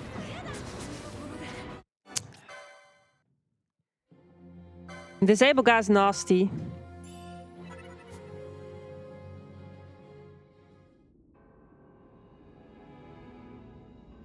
Yeah, I'll try to fight again, and in the meantime there can be some messages. Absolutely. I wanted to just talk about some other partnering events that we see floating around, such as NSG Spring 2025 in Gjerdrum, Norway, on April 11th through April 13th, and UKSG Green 2025 in Glasgow, Scotland on May 22nd through May 25th. If you're looking for more speedrunning content, you can go check them out. And every so often you can also check out this channel right here on the BSG channel, because we support smaller events as well, such as the Misfit Mascot Relay and other such things on this channel. So make sure you drop a follow here. And of course, make sure, if you want to really see that blind fight in about an hour from now, we still need quite a bit for that. So if you're looking to put a donation towards something, better get it in quick. Okay, this time we got it.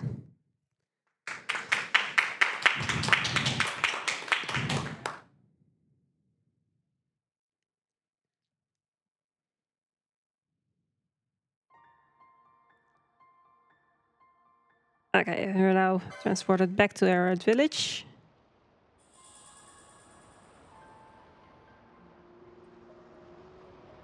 Okay, set the party to Balfir again. Also make sure that Lars and Penelo don't immediately start casting spells on their party again by disabling their gambits. So normally when you would play this game casually, you would probably continue to the Golmore jungle, and then you had to have to fight an even more difficult dragon, the Elder Worm.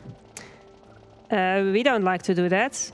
We can actually make a detour to the south to an area that is intended to be for much higher level characters. And by quickly going through that area, we just walk around the boss and don't have to see the Elder Worm ever. And I quite like that, because if you thought Tiamat was difficult, that Elder Worm has even more HP.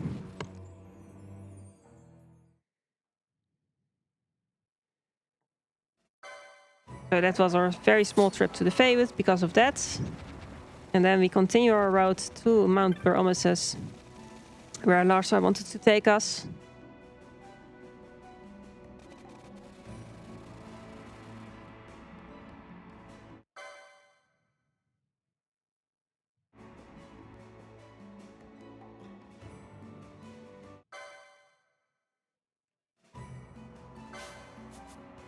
And would be right there.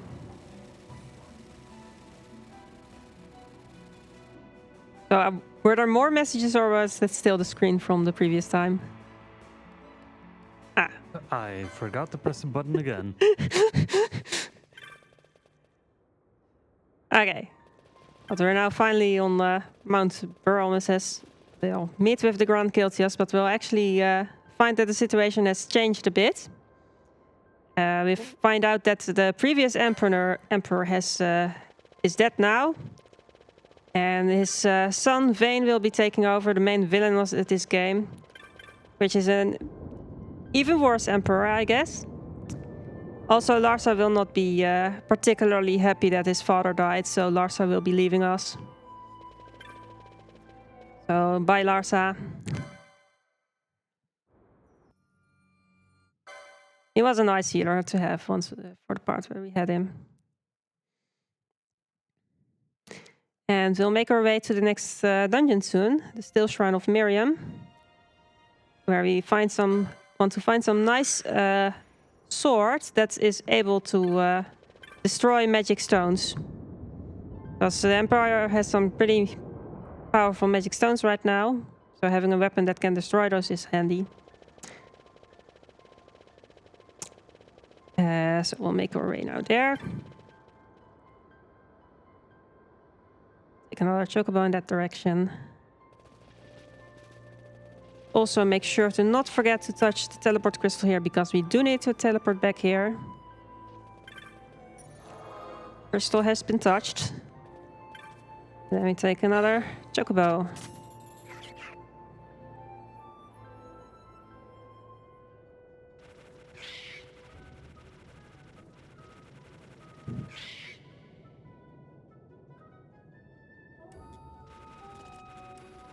And the Still Shrine of Miriam is another shrine that, or area that is somewhat connected to the royal family of Dalmasca. And to effectively go through it, like, it expects some kind of proof that you're actually part of the royal family. And we do have that dawn shard that we got from the Tomb of Rayful. It's currently equipped on buff here, and that will the shrine will accept that as sufficient proof that we have the right credentials to be allowed through. So there will be some switches that you can only activate if you have that equipped. And if you don't have that equipped, then that will spawn some zombies. So that's actually the main reason that Balfir has the Dawn Shard on right now.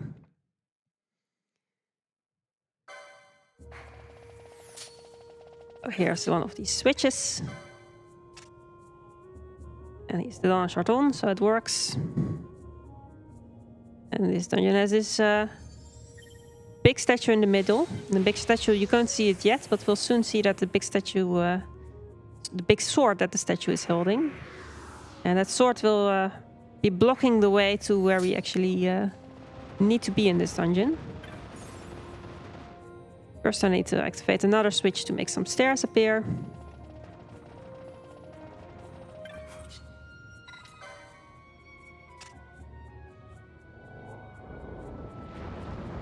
There are our stairs. There's another switch where you need to have the Dawn Shard equipped.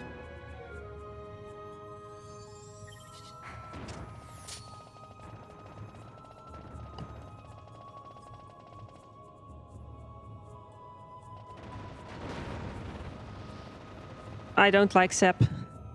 So Sep is a negative status effect that gradually decreases your HP. And you can sometimes get that in the dungeon. And it's just annoying because now we have to do more healing.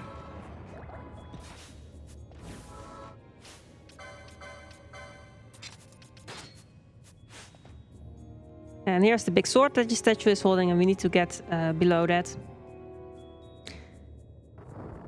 Also, whenever you see me do that trick where I suddenly go into equipment and then unequip and re-equip the same sword, the reason that I do it is that when characters throw high potions, they usually get stuck in animation a little bit longer than the high potion actually needs to take effect.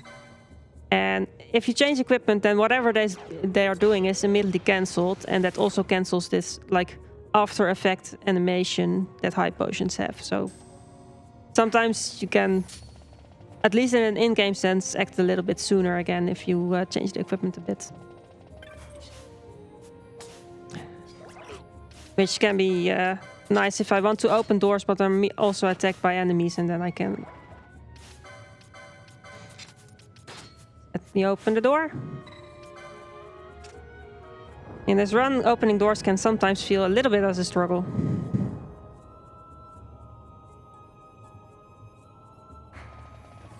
So, what we need to do in this dungeon in order to get behind the big sword is we need to find 3 other statues, 3 smaller statues. Here's the first one.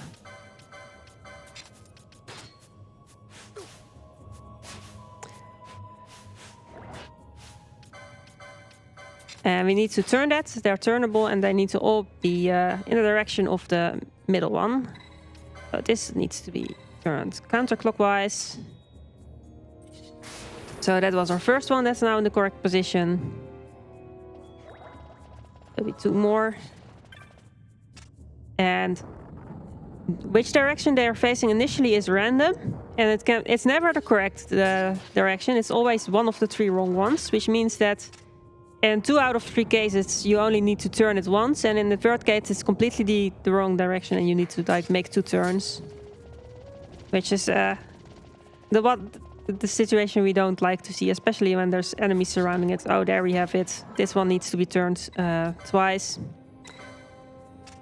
And actually, for some reason, if you want to activate it again as quickly as possible, it helps to run away a bit.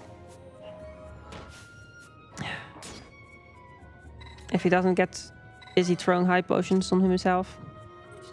Okay, now that one should be in the correct position.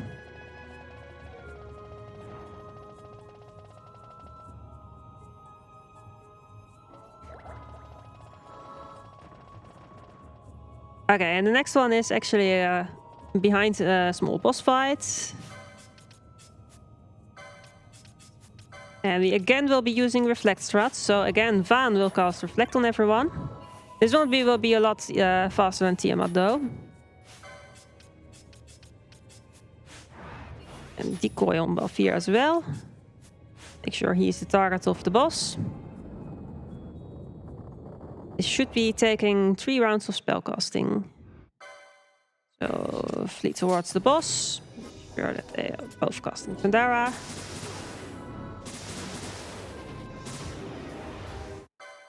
And that was the boss. Make them stop casting spells themselves. Okay. So that's how fast that can go. I also picked up the chest with the Sage's Ring. The Sage's Ring halves the MP cost of spells for the wearer. So we'll use that a little bit. But also an important reason that I pick it up is that it's worth 10k gil. So it's just a ton of money. So I will use it a little bit, but also for the late game, once I want to buy some expensive stuff, it can help to sell that.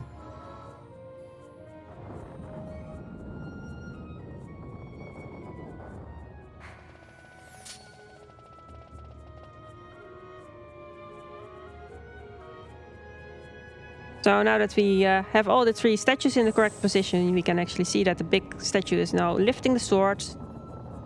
And the path underneath us is now free. And that's where we need to go to find our special sword.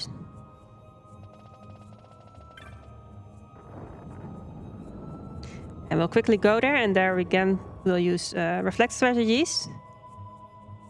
So one thing that is important to keep in mind when doing reflect strategies is that once you hit one of your own characters, it reflects back to the closest enemy. So you cannot choose, like you're not casting it directly to the enemy, so you're not choosing directly on which enemy it goes. But it goes to whatever enemy is closest to your party member. And that means that for bosses that also have this smaller enemy surrounding it, it's important to make sure that the boss itself is the closest target. Because that's the way we make sure that the spells actually go to the boss and not... we don't have to kill a bunch of other enemies first with it.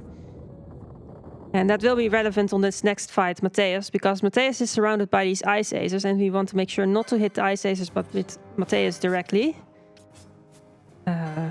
First, I need to recast the buffs on Balfir, because those have run out by now. And now I need to lure Matthäus a bit to the front, and only after that bring out the mages. And now they should be casting their spells, and now they should be hitting the boss. And that was Matthäus.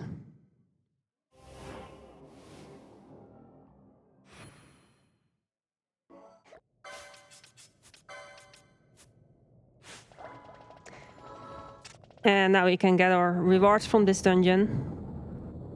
the Sword of Kings, which can destroy the magic stones. The Sword of Kings is an actual sword that you can equip on your characters. And the game thinks it's great. So whenever you do go into the equipment menu and you optimize equipment, the game thinks this is a good sword to have. And it's like, yes, you obviously want to equip the cool Sword of Kings.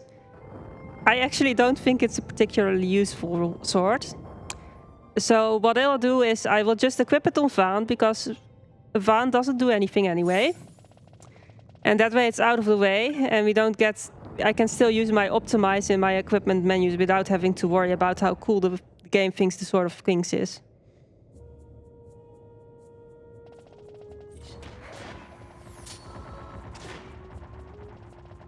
Okay, now we make our way out of this dungeon.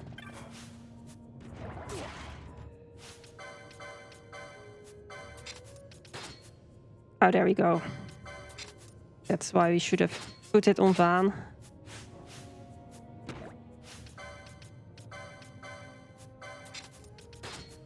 Yeah, it's called ATB resetting, what I'm doing with the equipment to make sure that the animation of the high potion after the throwing is over a bit sooner, because otherwise you get sometimes stuck in these loops where enemy deals damage, Balfir throws high potion, enemy attempts, Balfir throws high potion, and then you never have the time to actually open a door or something.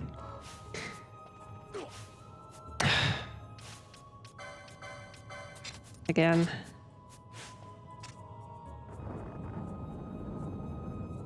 Okay, on the next fight, Judge Bergen, we again want to use the Reflex Rod, but the fight is dangerous enough that I want some extra health from Balfir, so I will use a bubble mode. Temporarily double his max HP. I will also pick up a nice ice shield. Better shield to make our tank block more. We go back to Mount Promises. Oh, I forgot to do the little setup. I can do it still here. It's fine.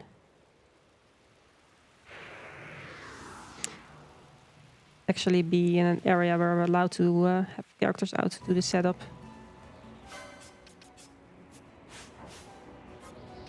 Need Reflect and Decoy reapplied to Balfir again.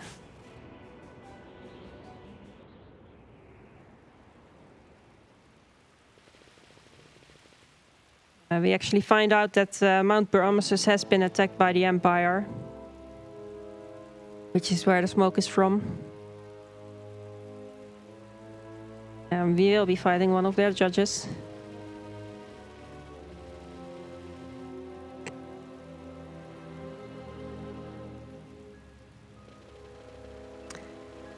So the next one is has next to the main judge, Judge Bergen, also these other soldiers that we do not want spells reflected towards. So I actually have to be careful and use Balfir as a sort of wall to make sure Judge Bergen remains the closest target for these spells to reflect towards.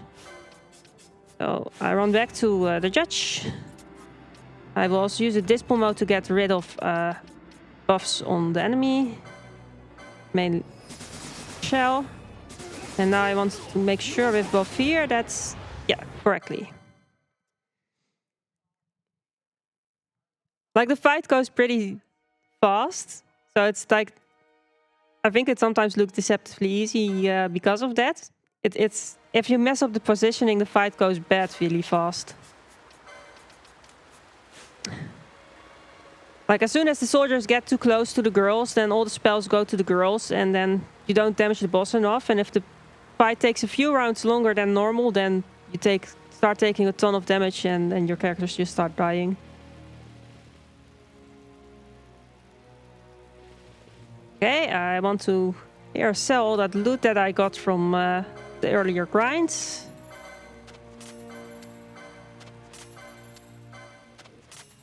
And I want to use that to buy 2 flame staffs.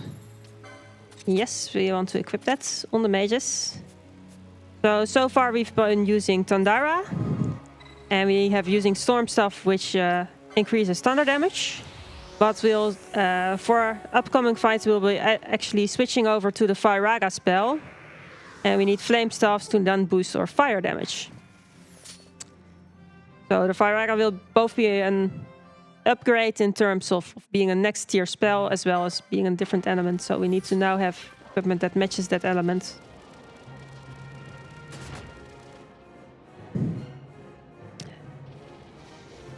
On the way, I also need to pick up a chest here with the Berserker Bracers.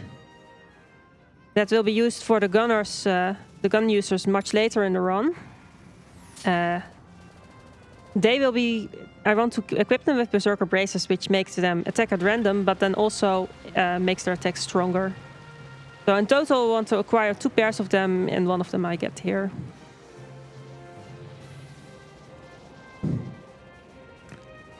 Here's a small chest for a little bit of extra money.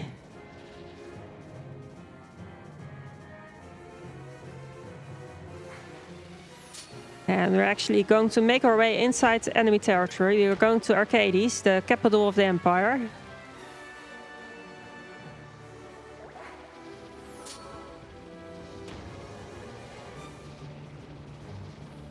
A bit of a road ahead. I think I also want to try see if I can pick up an extra elixir here. Yes, nice. For extra safety. So because we're so low level due to being a New Game Minus run, our MP tends to run out quite fast, and so it can be quite handy to have elixirs on handy for the MP. So it also fully restores HP, but HP is not our main worry in this run in that sense. For that, high potions work perfectly fine. But for the MP, having a few elixirs is really handy.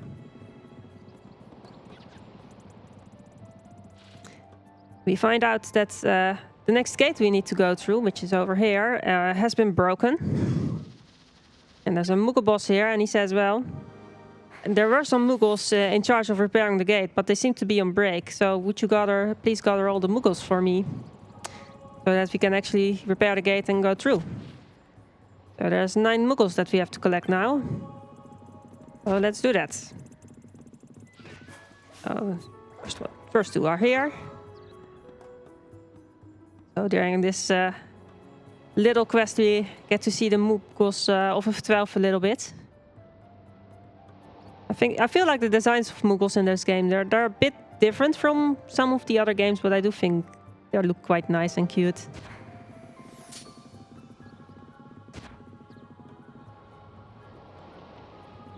And there should be 3 of them here. Look at the cute Moogles. We are rudely disturbing them from their break because we want to have the gate fixed as soon as possible.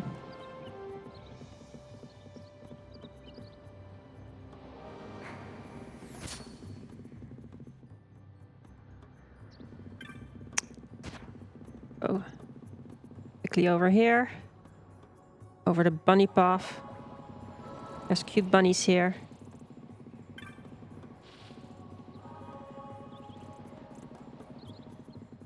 You won't see them that well because we go over with quite a high speed, but they are there. And then here's a pair of Moogles, and the last pair of Moogles is already quite close by. It's directly next to it. And then we can finally go through the gate.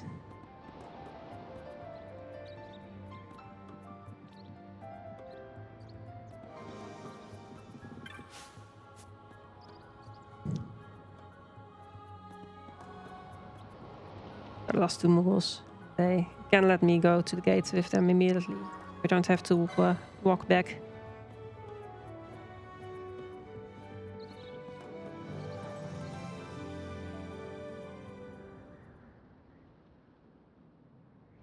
I get a nice little animation of them actually repairing the gate.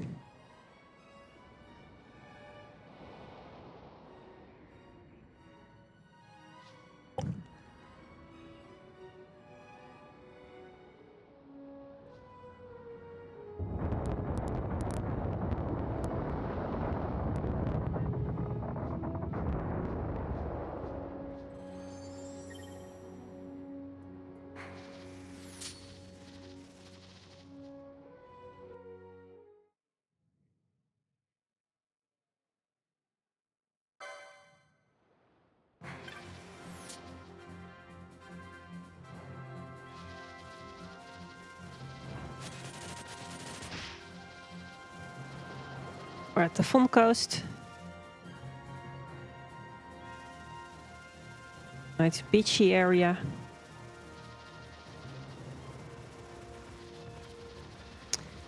And at the Fon Coast, we'll quickly stop by the Hunter's Camp, and there we do a little bit of shopping and also second biggest menu of the run, I think. The camp.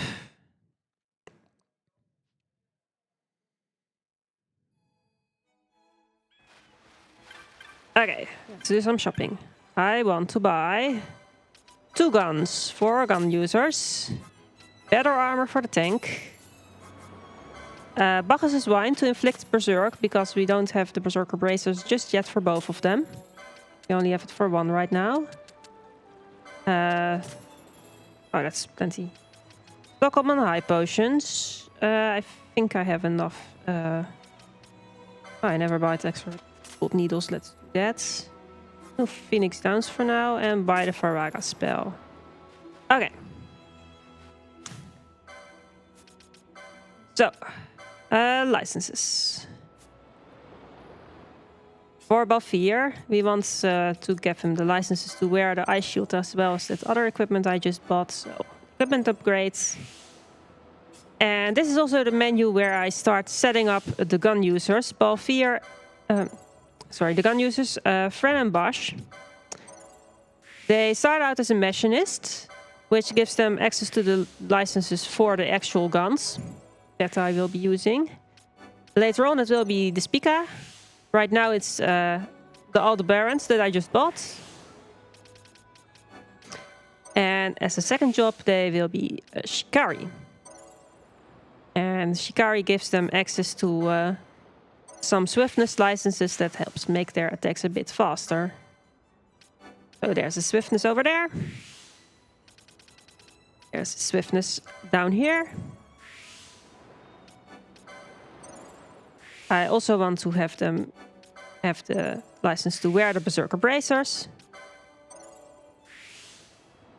for that extra Berserk damage boost. On the right here is another spellbound swiftness. And also a quite important license will be the Adrenaline license, which is over here. And then pretty much the same thing for Bosch. So the Adrenaline license makes it so you deal double damage if you're in critical health. That is quite a significant damage boost, and we would very much like to get that. So we will deliberately make sure that the gunners are in low health when we do fights with them to make them get that double damage boost. I should probably also explain what is so good about guns for this run. Because different weapons have different properties. And the special property of guns is that their damage does not depend on your leveling at all. Which is great if you're doing a low level run such as New Game Minus. So with a gun, it's just, if you use a better gun, you deal more damage with it. And that damage does stack with things like Berserk and Adrenaline to increase that damage of a good gun. And that way we will still be able to do plenty of damage even on low level, because we will still have good, up to the stage of the game, guns available. And can get good damage that way. So it's guns plus extra damage multipliers such as Adrenaline and Berserk.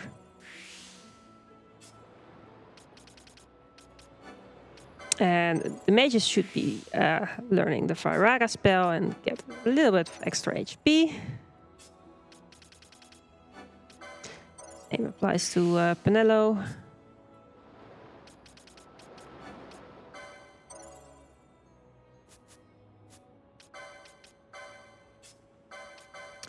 We also want Penelo to wear the Sage's Ring to halve the cost of her spells. Get the extra equipment to Bosch. Off here, and yeah, we don't have potions anymore. We really need to just rely on high potions right now.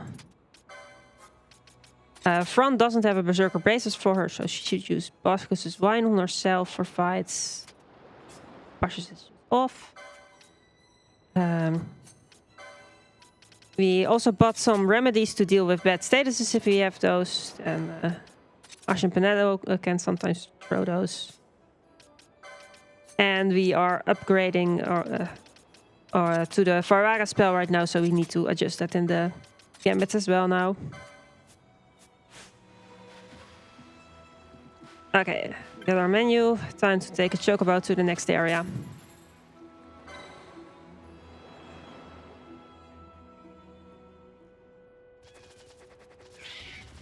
But yeah, essentially we have now 2 setups that we can use for fights available. We can either, if we want to do magic damage, use Ash and Penello as our magic Pyraga casters with Balfir as our tank. Or we can, if we want to do physical damage, if it's a boss against which magic isn't very effective and physical damage is better, we can use our gun users, Bren and Bosch, and still use Balfir as our tank anyway. So it's always Balfir as the tank, but we have 2 different sets of damage dealers that we can use depending on whether we would like to use magic or whether we like to use physical damage.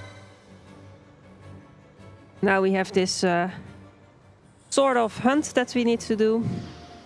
In order to get the key to the next area, we have to accept this child's hunt. And like hunts always have this drawing available, and in this case it's actually this child's drawing. We'll see these enemies soon enough. It's the Mandragoras. So we can now go into the Searching Cave. It's the cave we need to go through in order to actually get to the Hades, the Empire capital.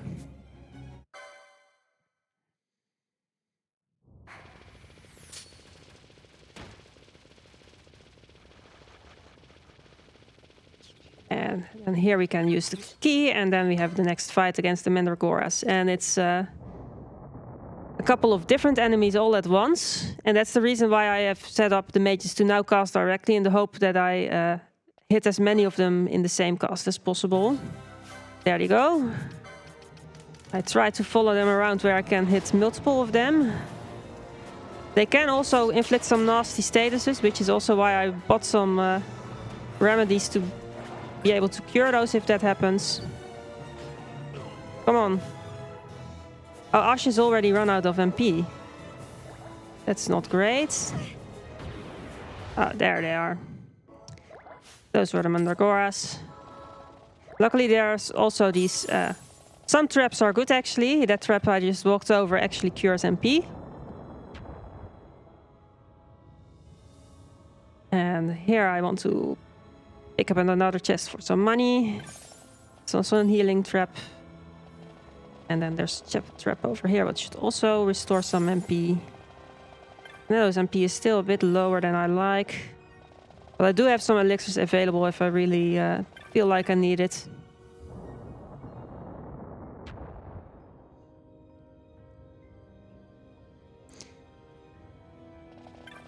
Okay, here there's actually going to be enemies again. So I changed the part to Balfir again, alone. Like for a safe area, I rather have the mages out, because as soon as they're walking around, they are regenerating a little bit of their MP still. But as soon as it gets dangerous and there's actual enemies, we're just going to use Balfir alone. I'm also soon going to do a little trick of despawning enemies. So what I'm going to do is I bring out Van, better something, and I giving the assignment to throw something on Balfir, but he is too far away. This keeps Van stationary, and this game doesn't load in enemies if they're too far away from your current party member. So the fact that Van is still at the entrance there means that if I switch over to Van, he's too far away from where Balfir is, that those enemies are now... Oh, they didn't despawn. It didn't work. In that case, I'll just do the other thing I can do.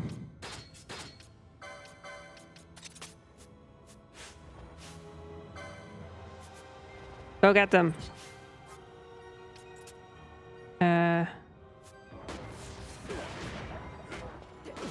We'll just kill them then. That should also work. That's also a way to make this area safe. The reason I don't want enemies in this area is because I need to set up for the next fight. And while set up, I guess you can read a donation. Yes, very well. We have 45 euros from our good Lord Mouse, who earlier played Get to Work. And he says, almost forgot. As promised, some money per big fall in Get to Work. Good luck to all the other runners, and thanks to BSG for raising money for such a great cause once again. And that donation goes to a variety of different incentives, which is a good reminder to tell people. If you put your donations in, make sure to assign them to an incentive. We got about 30-something minutes before the incentive for this run. It's quite a while away, but hey, if anybody wants to take a big snipe at it, there's still some time for that. Yes, right now we're on Ahriman. Again, we use reflect strats. I also use bubble modes on... Oh, I use the reverse mode. That works as well. Sure. Ahriman does start to split up when you get farther in the fight. So at that point, I need to make sure that one caster casts directly, so we actually kill the copies as quickly as possible as well. And that actually Benelux. In that case, I should just start casting directly with both of them to make sure that they don't kill themselves again. They also are running out of MP, so I should now start using the licorice.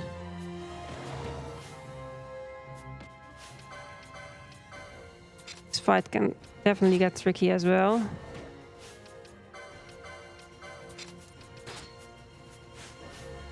Let's Benelux also use an elixir then.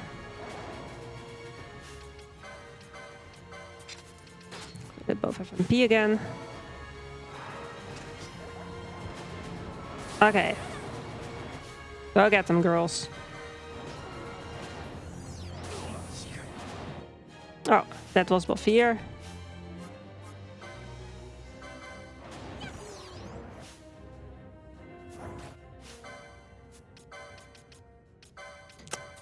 They were almost... Oh, it's equipped storm staff. No wonder, that's not the correct staff. Oh, she has the...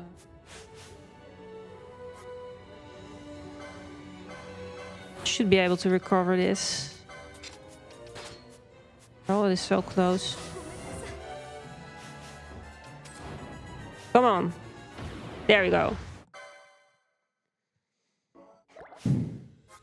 I do want to have Ash alive as well, please.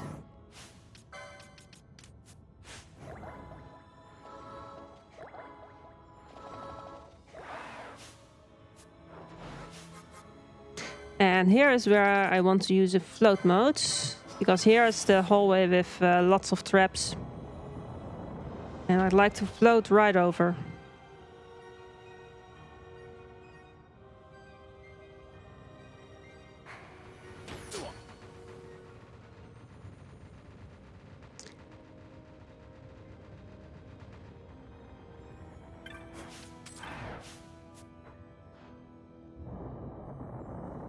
And now we actually get it to be in Arcades, proper.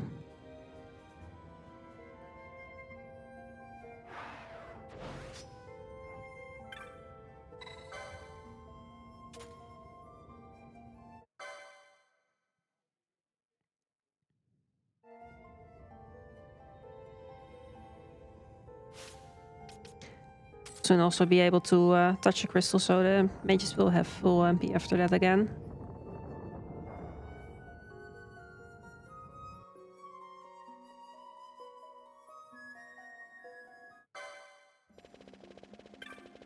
Also a thing where corners are quite tight here, so it's always a bit tricky with movement. At least it's a safe area, so it doesn't matter that much if the movement isn't perfect. I'm also talking to this guy over here who tells me something about how he just found some money lying around in the barrel. How lucky for him. Okay, I touched the crystal. And I talked to the guards. And they won't let me into the city. But then Jules shows up, and he, for a price, is willing to give us some tips of how we might get past the guards. And yeah, you do have to pay this. There's no way out of it. So we pay the price. And he essentially gives us the tip. Well, you heard something about a guy finding money in a barrel. It would be a shame if the person who got some money stolen from a barrel heard about it. So we're going to a guy who got his money stolen from a barrel. And the guy is somewhat upset that this other guy took his money. And a fight will break out. And the guards will be distracted because they will look what fight is going on. And that will be our chance to sneak past the guards. And that's the way to make it into the nicer parts of the city, because these are more of the slum parts of the city.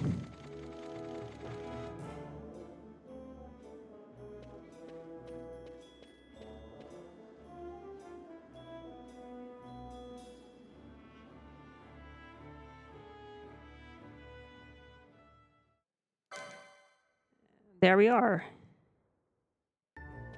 The nicer parts of the city. And Ophir, for some reason, has his own chores to attend to, and we want to make our way to the Dragler laboratory, where the Empire has been doing some experiments on magical stones and such. So we think that there is where the magical stones are at.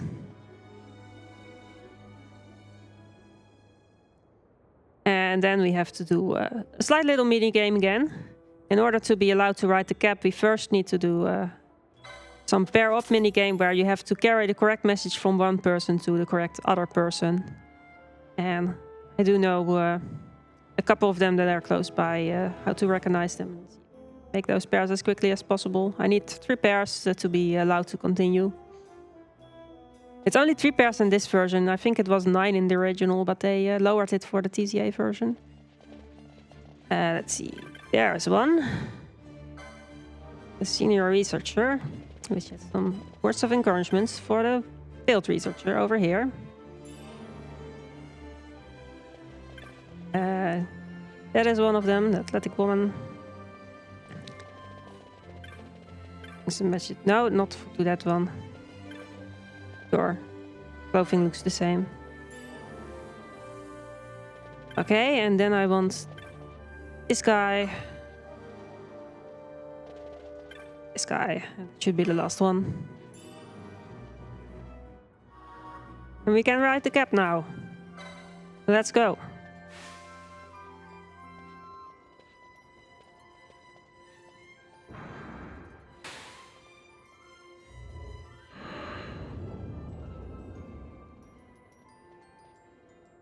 We're hoping to go to the laboratory, but we initially find that the main way is blocked, so we have to sneak our way in. But then Jules has arranged something with the cabbie to go in the secret way.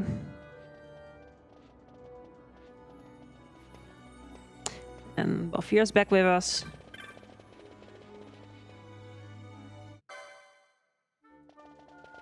And now we're going to take the cab to you know where to go. The cab knows.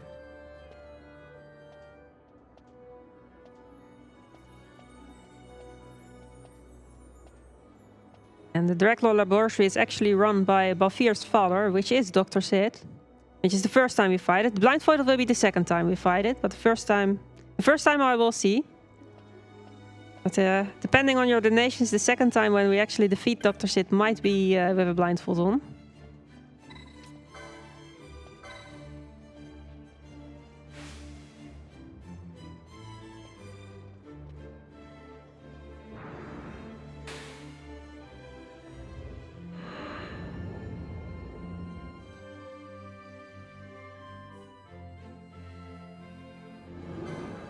Okay, so now we actually get sneak our way into the laboratory.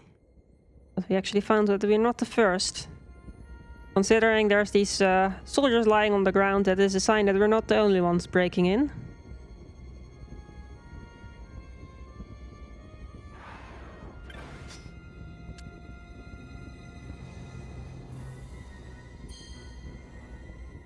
So we need to go up these doors.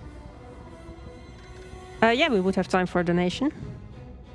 Excellent, because we just received 50 euros from, I think it's Iku. And the donation says, had to donate during my favorite Final Fantasy game. Good luck on the run. And that goes to the blindfolded fight coming up roughly about half an hour, I believe. On that donation incentive, we are sitting at 78 out of 150. So just over halfway there. If people want to make that happen, you better get your donations in quick. Yes. Thanks for that donation. It would be nice to see that blindfolded incentive. Meanwhile, this area, while it's on guard, has actually... Oh, we have a soldier in the elevator. That's always unfortunate. Sometimes the elevator is free and you're allowed immediately in. Sometimes there's a soldier in it.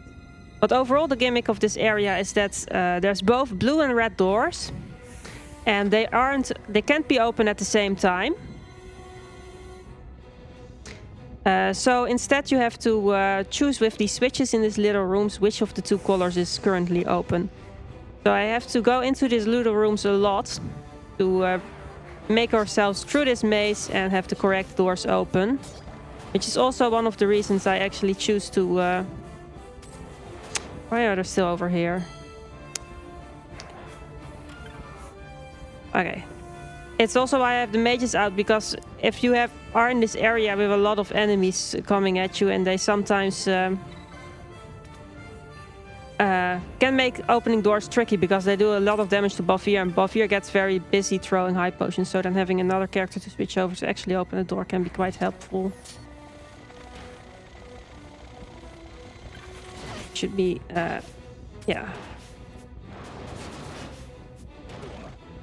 They can also help deal damage to the soldiers a bit, but mostly you just want them to open doors. Yeah, so next switch.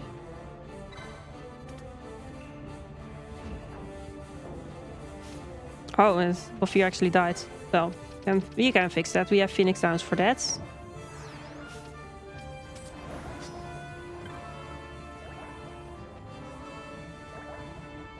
Heals up everyone and then we can continue.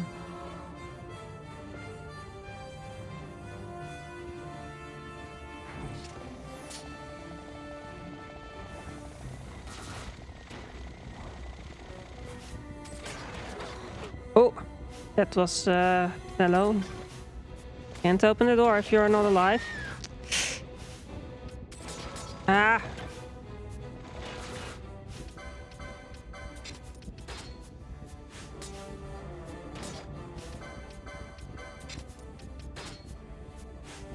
Okay, we're safe. We're in the little room. In the little room, you have time to. There's no enemies. The enemies don't follow you in this room, so you can make sure you're healthy again once you're in this sort of rooms.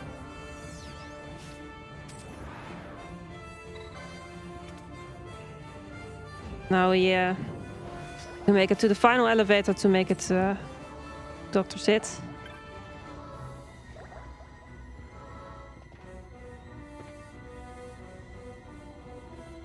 Okay, if we can make it past these soldiers. Whew, this can get like dangerous.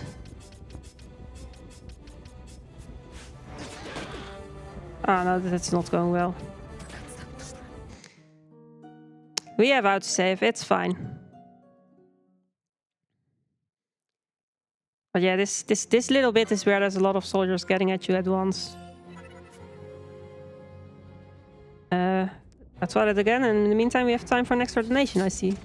Yes, we have 15 euros from Bachan saying absolutely nothing, no comment. However, it does go to the donation incentive, so that puts us 15 euros closer to that blindfolded fight. We're currently at 93 out of 150, so just 57 euros left.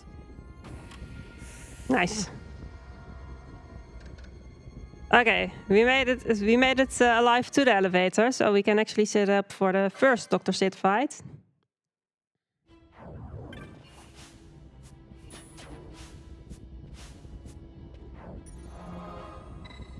Just touch the crystal to be alive again. Where are you? Cost protect on yourself. Okay. This is the part where it's important that the gunners are in low health, so I will deliberately... that also works, I guess.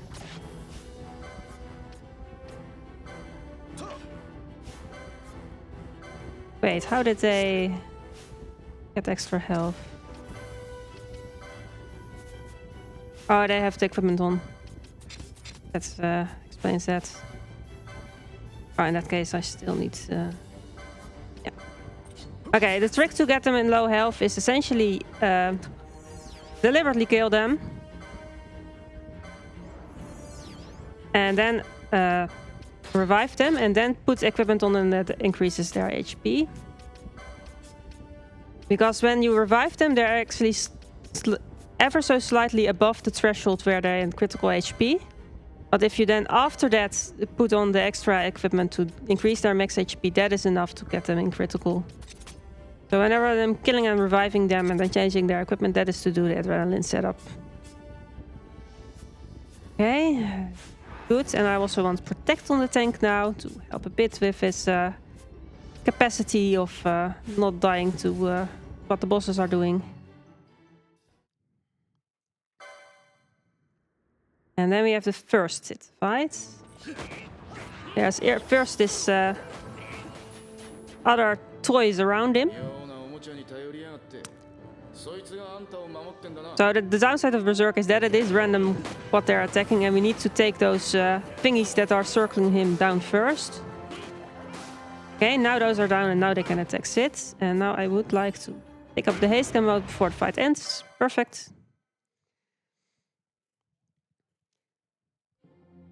That haste gun mode will cast haste on the entire party, make them a bit faster, so it's nice to have a few of them and we can pick them up.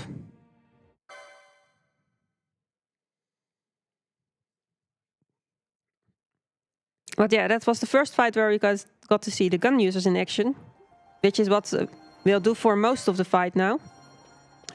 Most of the upcoming fights will be gun users, with some specific fights where magic is just more efficient, we'll use the magic users. And the blindfolded fight will actually be a combination of both, so that will be cool to see. Also, these guns that we just bought, we used them in... the guns that we used against this last fight, we used them only on that fight, and we're already going to sell them and have a gun upgrade. So I want to get some extra licenses again.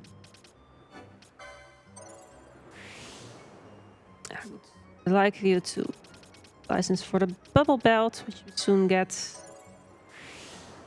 And Benelux should get a little bit of extra HP.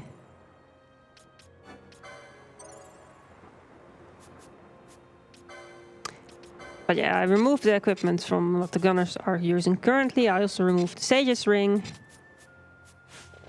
because that also sells for quite a bit of money. And then we're going to buy better guns. So I'm going to sell all unneeded equipment and buy better guns.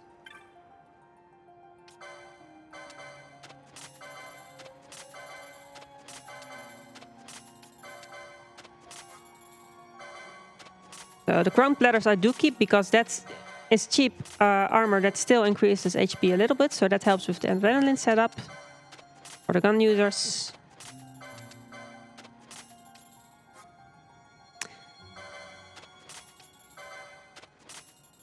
Sage's ring sells for a lot.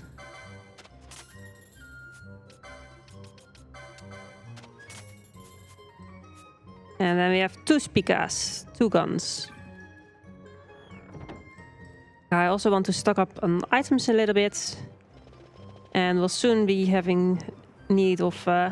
soon heist potions won't quite suffice anymore, so we go for the next tier of potions will be X potions. 23, okay, that should be fine for now.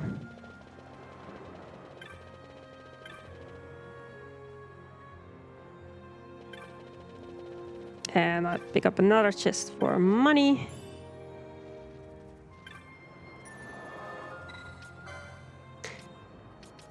Again, going to Mount Promises. The reason is that that is where we can get a chocobo in the spot closest to where we need to go next. We need to go to the Giravegan because that's where Dr. Sitwe said that he is going, and we're going to follow.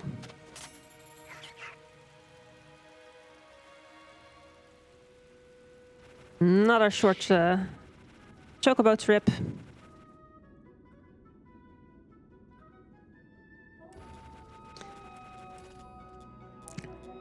This time we're actually going to Baywood. So Baywood is one of these areas where the minimap gets somewhat blurry in certain parts of it, which doesn't matter too much for us because this version also have an overlay minimap, which I can activate right now. And even though it's blurry, I can see perfectly where I'm going this way. Also, the gunners dying is exactly part of the plan here, because that is how we can easily redo the setup again. Oh, I do want them to use eye drops as well, because I don't want them to be blinded. I do want them to be able to hit.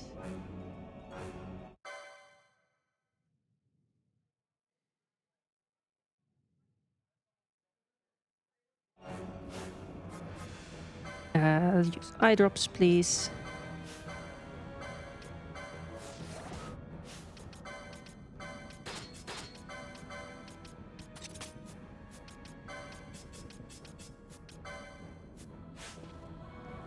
And for this next fight, I throw initial Phoenix down because Rafflesia also doesn't like characters that throw Phoenix downs. That will keep Rafflesia's attention on the tank, and then the gunners should make quick work of the boss.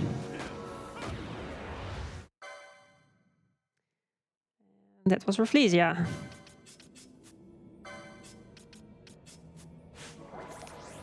Yeah, we would have time for messages. Yes, I just wanted to remind everybody one more time about the donation incentive for this run. It should be up in about 10 to 15 minutes-ish, I believe. And we're still 57 euros away from the goal. So if people want to get that done, there's like, this is your last warning. Let's get that incentive. Yeah, I actually think I'm slightly behind on where I would usually be at this time, so it might be a little bit longer still.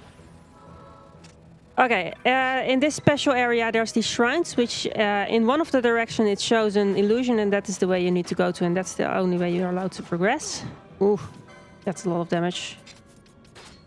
Let's leave Buff here alone. Ah! And we...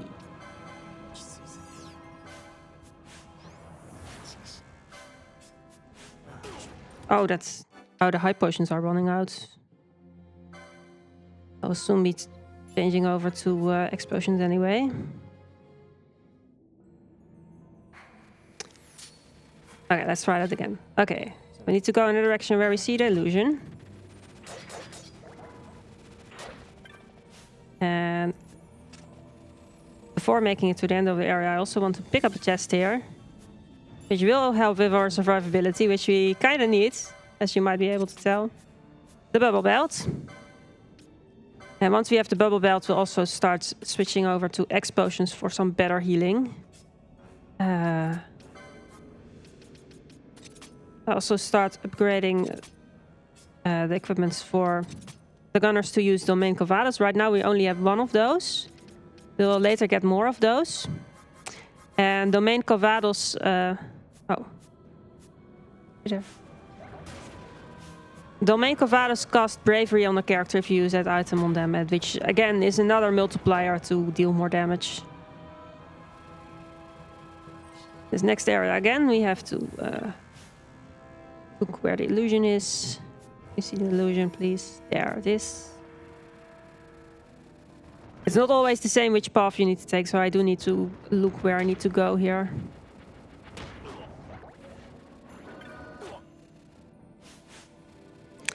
I'll be using another protect cast from Vaan to help with survivability here. And there's a door over here, and it can only open if you have Belias summoned, so that's why I do that. Belias or door opener.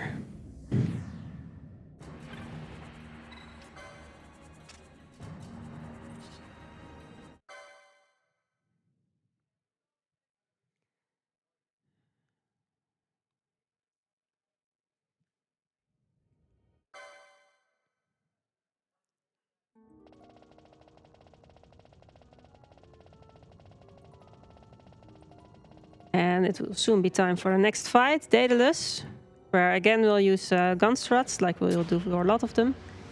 So typically what we do is we first put Protect and Decoy on the tank. Protect helps make his defenses better. Decoy makes sure enemies will only focus on the tank. And then we bring out the gunners in their adrenaline setup and they will gun down this enemy.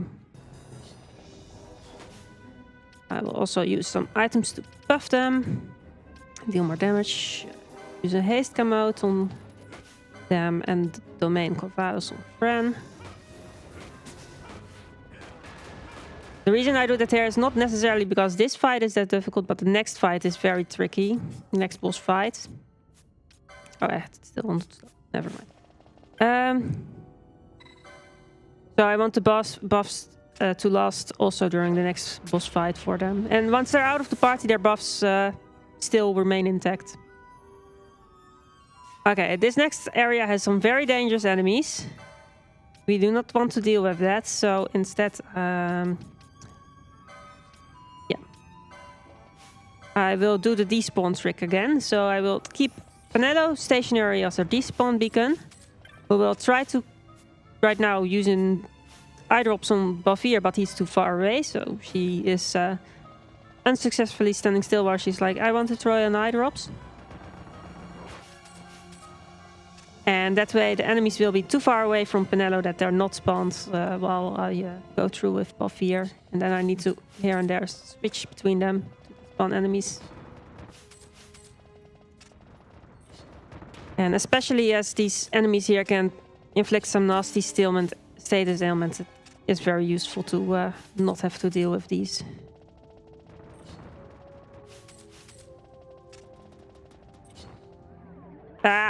Talking about status ailments.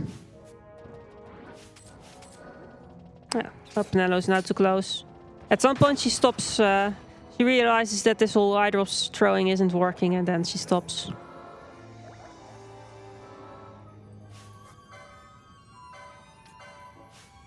And starts actually following Bafir. Okay. For this next area I want to still do the same thing again. Despawn while making through. And it actually works out pretty well at the point where Penelo will stop throwing the eye drops and start falling around, because I need to also activate the switches to remove barriers to make it through this area. And if you would normally go through, then you would actually backtrack a bit from the switch to the area where you removed the barrier. But it actually works out pretty well that Penelo will be around where the barrier was that I just will have disabled with Bafir up here. So here's the switch. Please, yeah. And then Penelo should be around where the barrier was. Indeed, here was the barrier. And then we're through. Then we'll have the next boss very soon.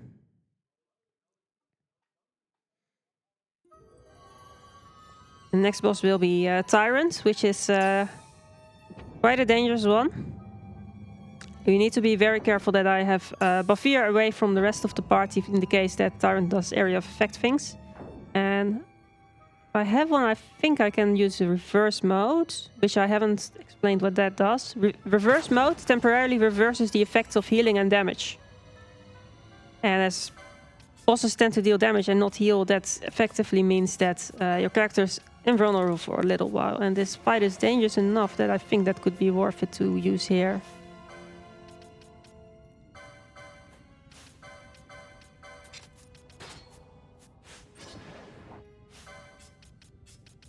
And then I can enter the fight. Need to make sure there's distance between Buffier and the rest. I also want to use a Dispel mode to get rid of Protect on the boss. So they deal damage soon enough before Decoy runs out. It's always a bit of a race of the clock against Decoy running out. Because once they start attacking other characters, things go south. Okay.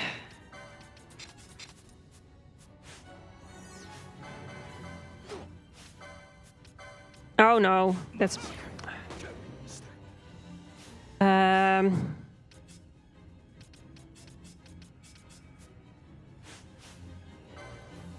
Let's use the backup party.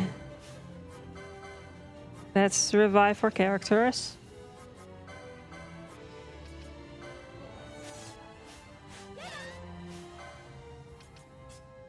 Let's bring you back.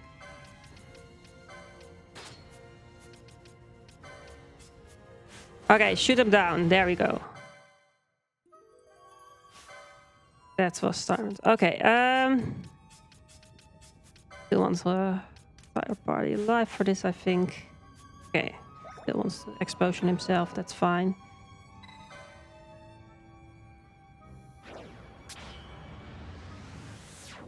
And the Great Crystal, it's a bit of a maze-like area. But I know where to go. Still alive. There will be these dangerous scrolls. Sneaking past these, and here I want to actually start killing a few of those.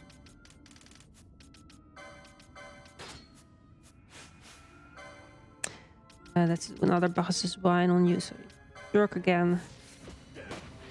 So the curls can drop some items that are worth some money, but also some of these are around enemy areas where I want to pick up chests for some money. And I want to make sure I have enough restorative items to do the rest of the run.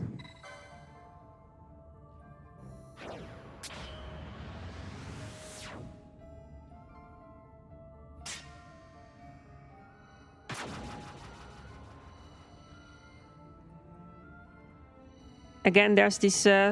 some areas are blocked off by barriers, and you need to know where the switches are to remove those barriers, which makes it even more maze-like.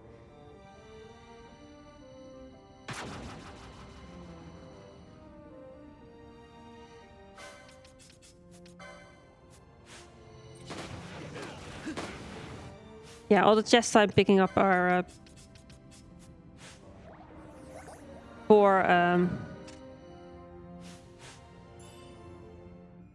Oh, I didn't change it to gold needle. But chests are for money. But it might not be a bad time to do some final licensing, get some final HP on Balfir. Learn Penelo the oil spell. Oh, that's not... Okay.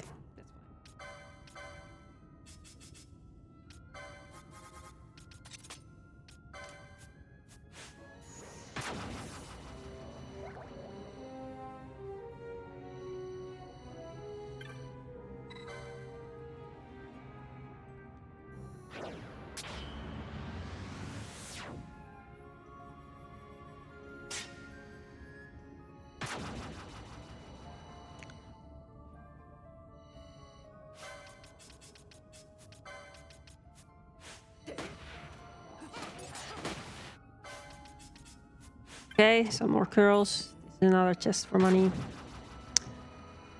Be pretty quickly through now.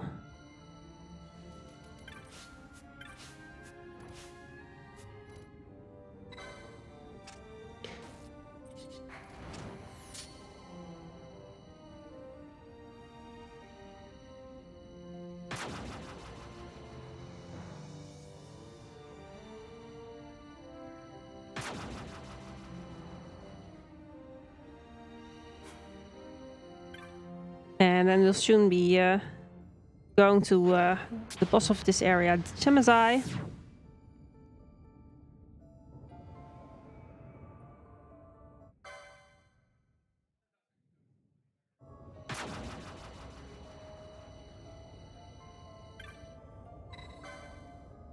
And again, we will do that with the guns. So again, we want protect and decoy on the tank, and then the gun users with their in their adrenaline setup gun it down. It does also do quite a bit of damage, so I do think I want to be healed up for it.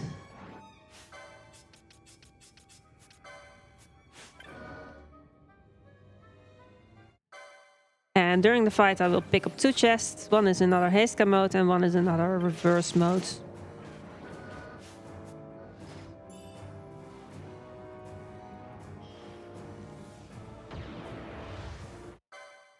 Oh, that was actually on front. Oh, that doesn't matter. Oh. I want to remove the equipment from the gunners again, because between now and when we're next able to when we have the next boss fight, they will get a heal in. So we have to redo the adrenaline setup, which means that I need to start without the equipment on.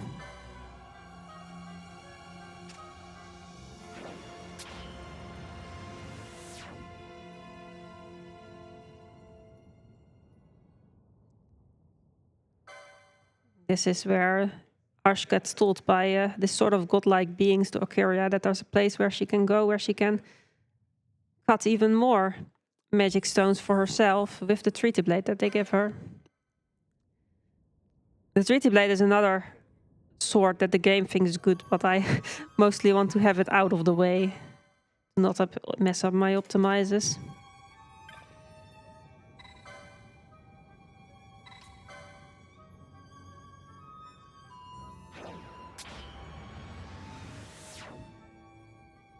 And now we're done with this place. Back to Balfenheim.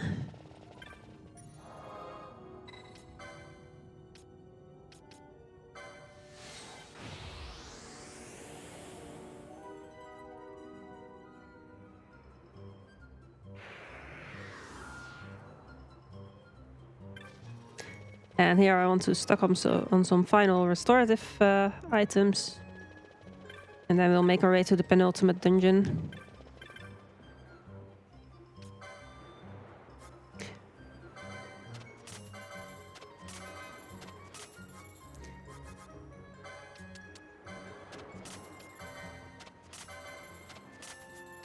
Okay, how are we in items? I do want more downs. Want more explosions. Okay, it's not too much, so I might have to check again after the next dungeon if I need to buy more.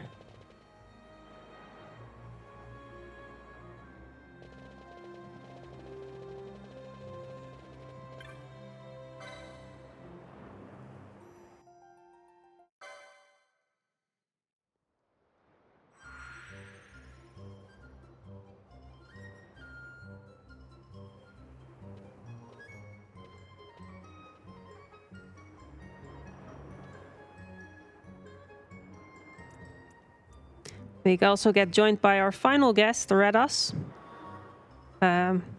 We actually won't be using that much except for... well, there will be a few exceptions, and he can throw items sometimes.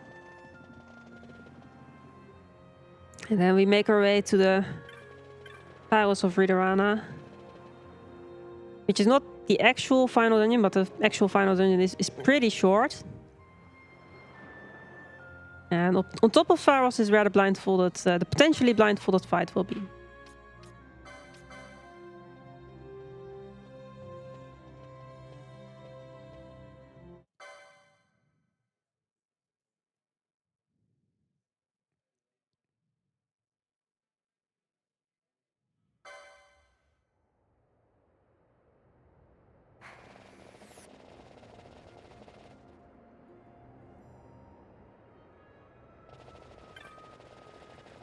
So, because I got a heal in yeah, it wasn't possible to avoid touching crystals to get here. So the gunners are again healed, and I need to get them in low health again. So I want to have them dead. And luckily there's a range of traps here that is willing to help with that. Oh. Forgot to put that. No, don't do that, Redos. I do want them dead and not erased. Okay.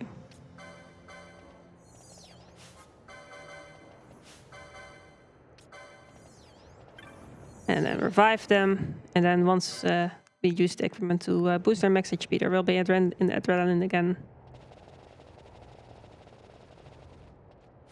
Okay, and this next fight is dangerous as well, so I want them to be quite buffed up again.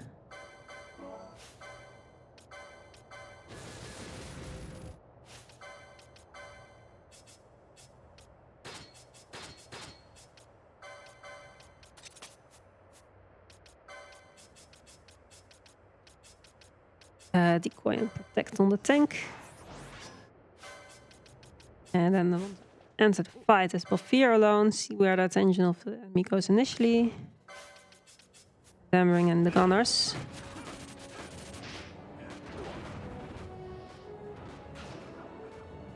This should be fine now. There we go. That was Hydra.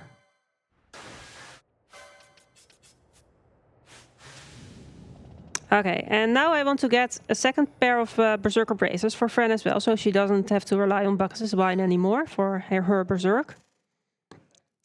And that area where I thought Hydro has a 25% of spawning a chest with that, so I have to enter that area and go out and enter again until it spawns. There it is. That's technically second try, because it could be there during the fight already. Still good.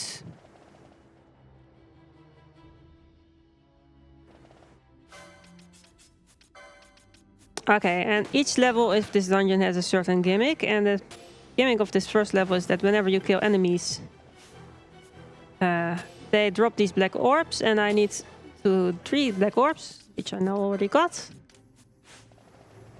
to give to 3 altars, and then you can make it to the boss of that level, and then you can go progress to the next level.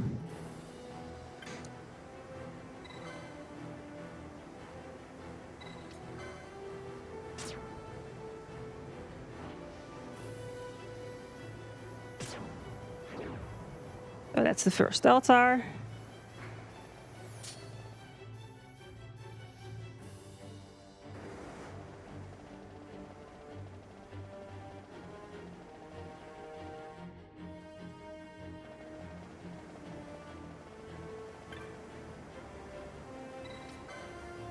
Second altar.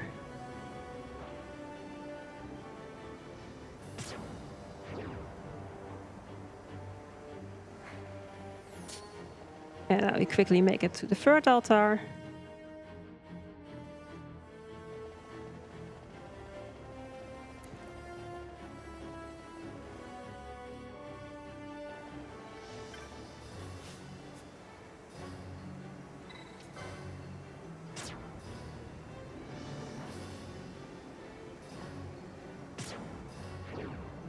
And that was the final altar. Then we can go to the next boss. That is Pandemonium. Special thing about Pandemonium is that at some point it raises this thing called Perfect Defense, where you cannot deal it damage. And we want to get rid of that as fast as possible. And for some reason, actually using Arise on it helps with that. Oh, can I make it further?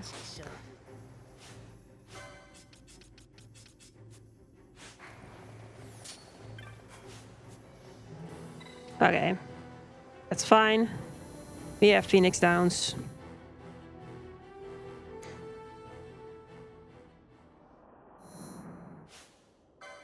Okay, let's revive everyone again.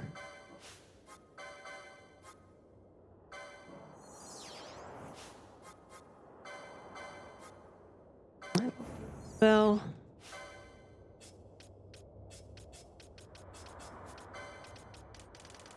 And set up for the next fight.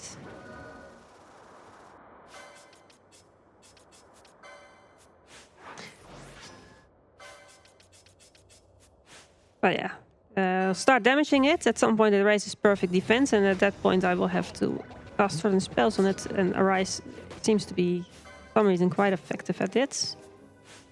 We'll also use one Fire cast from Ash. Help with getting rid of that. Oh, okay. I guess you use Phoenix Down instead then.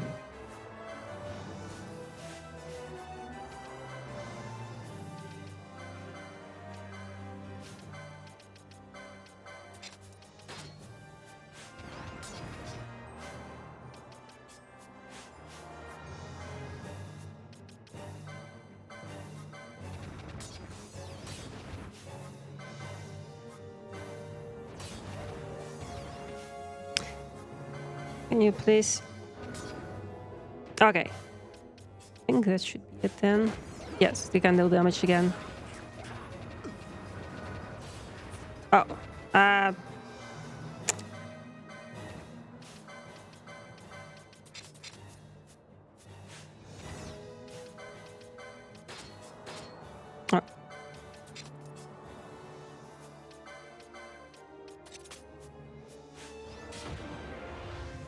Okay, that was Pandemonium. Not perfect. Will do. That's also revive Bosch.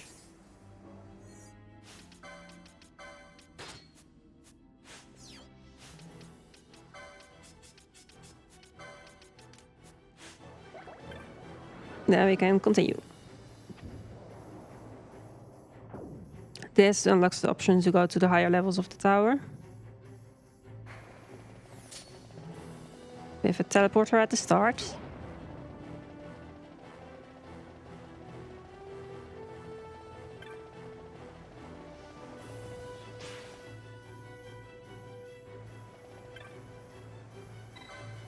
And at the next level, there will be this gimmick that there will be this brain pan enemies, which will have green flames on top. Take this opportunity to drink a bit.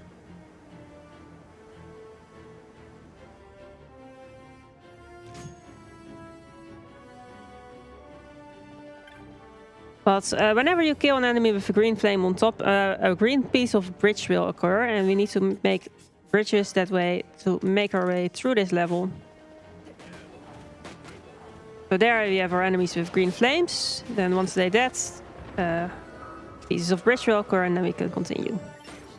I have to be a bit careful with positioning of Balfir while doing it, because they can cast spells, and those can hit multiple characters, and ideally Balfir is the only one that gets hit, because our gunners are very squishy.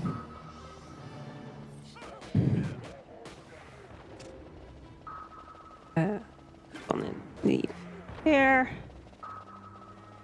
And then we have our next piece of bridge. And this area is also one of the reasons I stock up on Phoenix Downs before that, because it is still quite likely that we see a few times that a character goes down. But so far it's all good.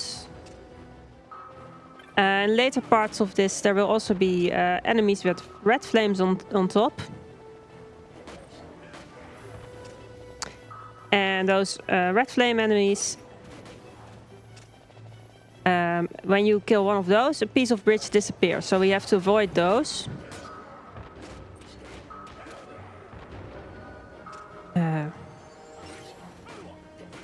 And those birds just get in the way, so we kill them as well. Just because they otherwise will kill organ users.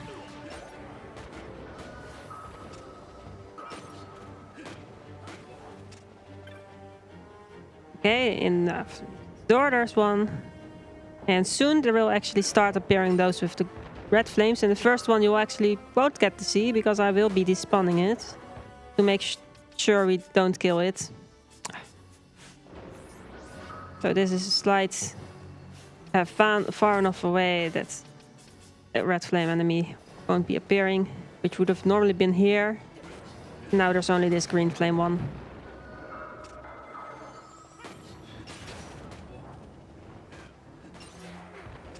Now there's a very large piece of bridge that we need to form, so we need to actually kill enough for that for a very big bridge.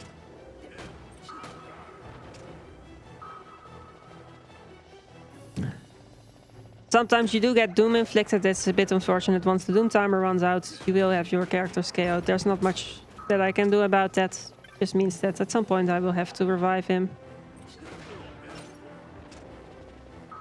But until that actually happens, just continue. And then I quickly revive.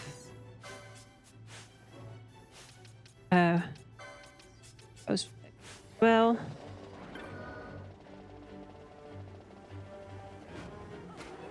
Yeah, almost done now. Oh. Yeah, go down here for reviving them.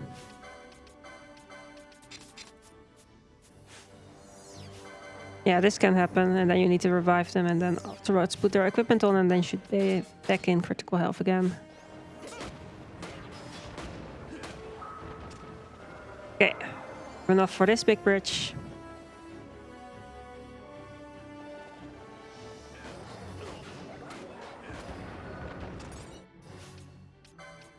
And now we need only one more for the last piece of bridge. That's why I keep him out of the party, to not do everything on the way. We did get doomed again. That's okay, this should be the last one that we kill.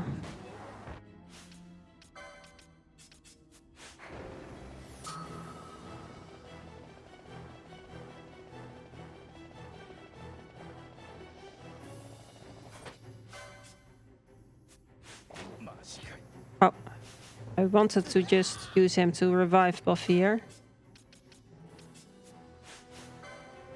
Just revive Buff here.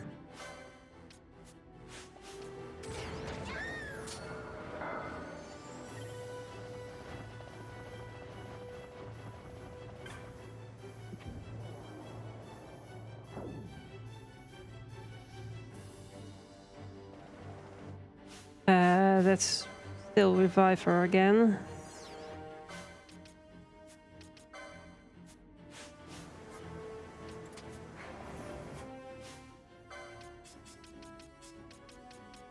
Needs to revive Ban as well.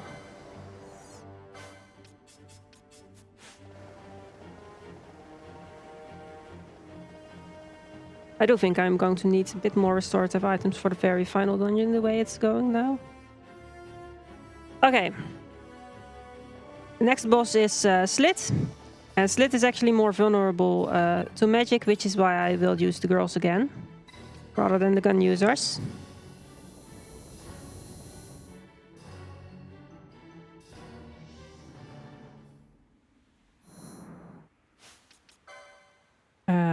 Yeah. Bring them in. Oh.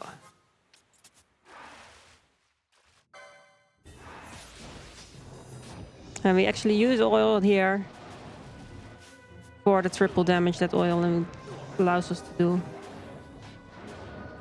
Oh, I think Benelux needs an elixir. Ah!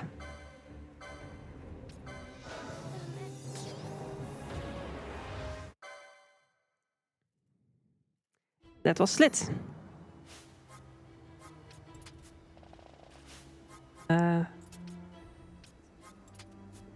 Throws out.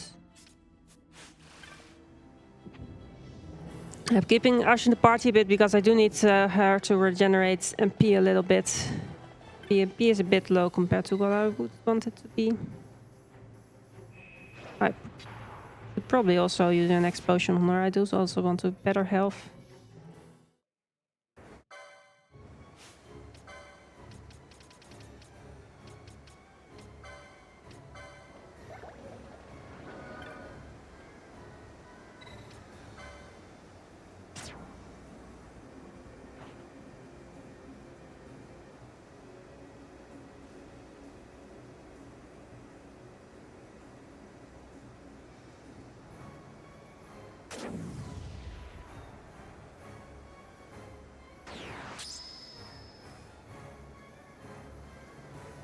Okay, the gimmick of this next area is essentially that you have to choose between 4 things to give up and afterwards make yourself to a sort of maze.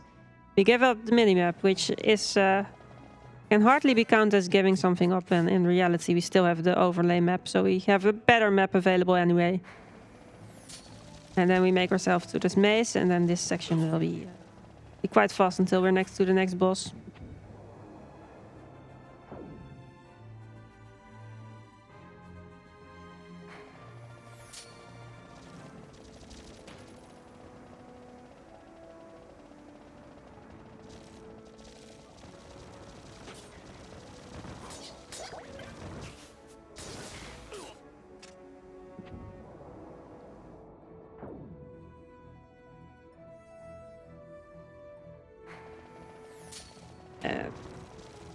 Here. Oh. Can revive. You have more Phoenix Downs. We still have a few. We're almost through this. The fake wall here, and then we're at where the next boss fight will be.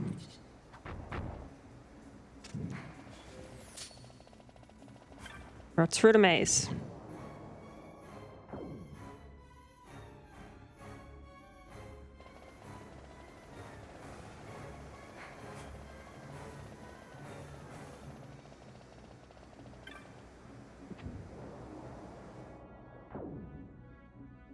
I think I actually bring out Ash a bit more to regenerate more, and for her still needs a bit. Pick up haste mode, and then I want to start buffing up for the next fight. The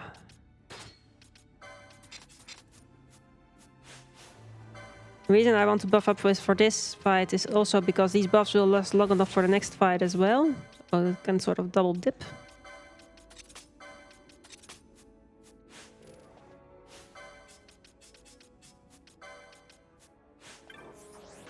Oh. Wait as well, please. Okay. And I enter the fight with Bafir alone because Fenrir will start with Will.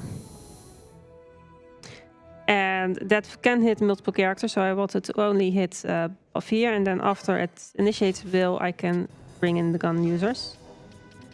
Dispel mode to get rid of Protect.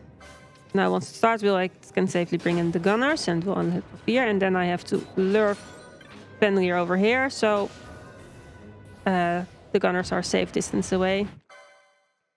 That was Fenrir.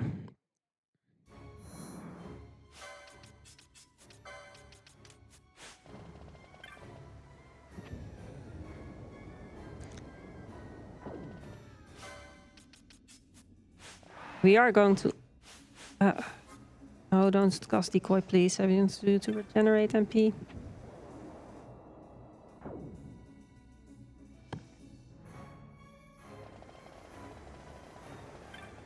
So we are getting quite close to the top of the tower. We do get our minimap back here.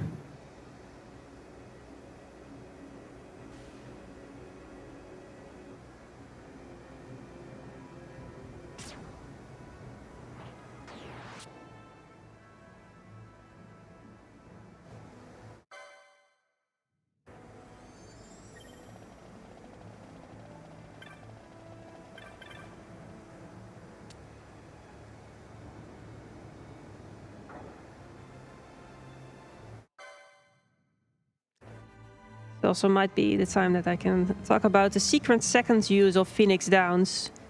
Because Phoenix Downs, well, obviously one thing you can do is revive fallen characters with it. But there's also this thing in this game going on where they take up, they limit how much special animations there can be taken place at the same time. And attacks don't count for it, but Phoenix Downs and other items do count towards this limit on how many animations you can have going on at the same time. And why that matters is because many bosses will do this fancy cinematics attacks, and they take up this full capacity for these special animations. And if you, that means they can, that sort of thing cannot take place at the same time that you're throwing a Phoenix down.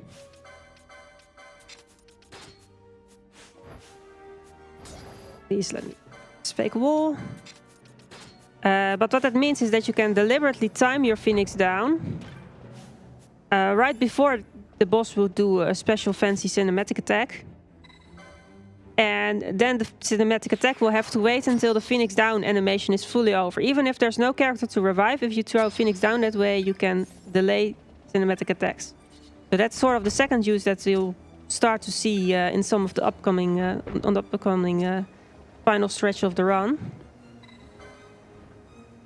So when I throw Phoenix down, everyone is alive, and you're like, why would you do that? That is because I am delaying cinematic attacks. Secret second use. I also picked up another chest with a better gun for fun.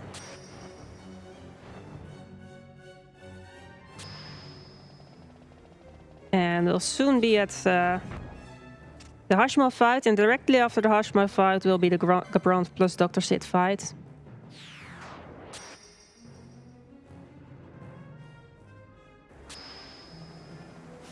Okay, so for Hashmal, I want to use burst mode, and I do want boy on as well.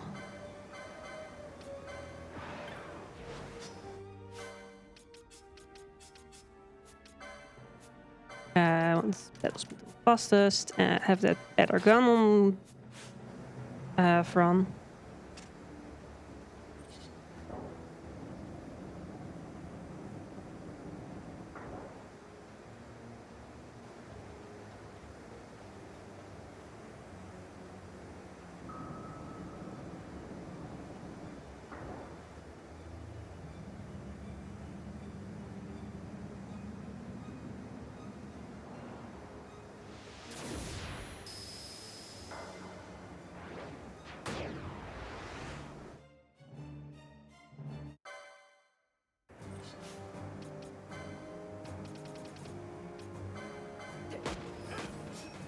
Okay, so I want to delay the next cinematic attack. It does. Why?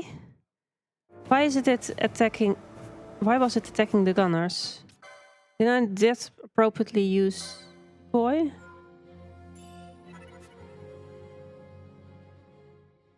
Should be focused on above here. Okay. Use the reverse mode for invisibility. Use decoy.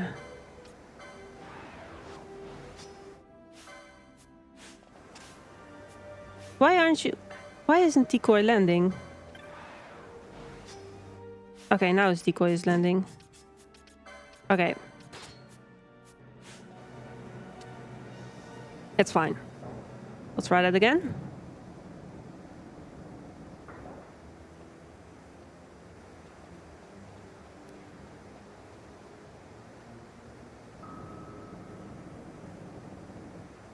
Yeah, I do realize I'm going a bit overestimate, and that it's about 10-ish minutes left in the run.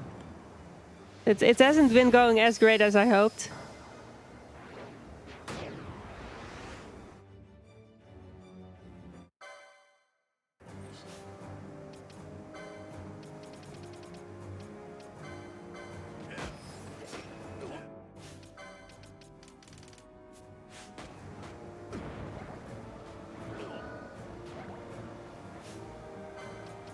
Okay, there's secret extra use of Phoenix Downs. Oh, that was too late.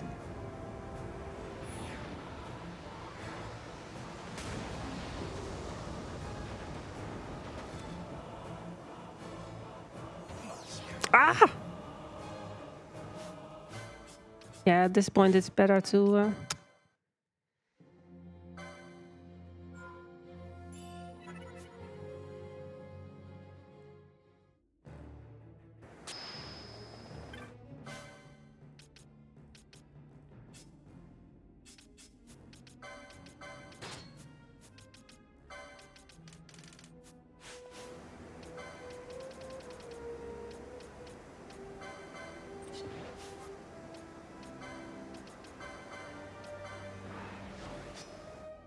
Okay, it makes sure to also apply.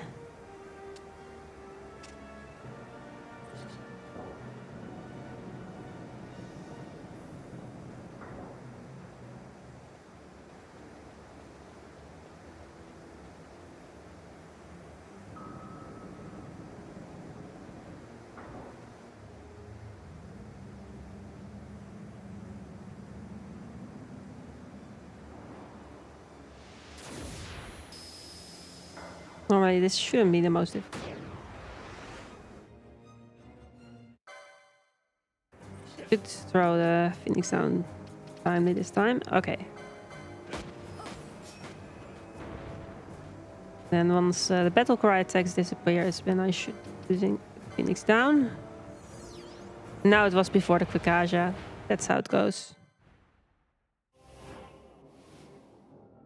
Okay, the next fight is the Gabranth and Dr. Sid fight. That's like I just need to walk through there and then it's there.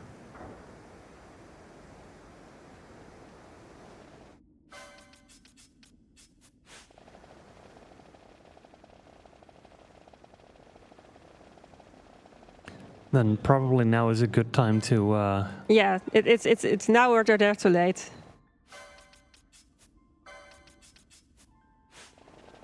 Just let me know when the cutoff point is. Now. All right, in that case, we're not going to be getting a blind fight, sadly. But I can say we at least, with this incentive, raised 93 euros for a great cause, and that's always a good thing. Well, that might still be an incentive in the future on, who knows? Okay, in that case, I'll just do it the proper way and seeing what I'm doing.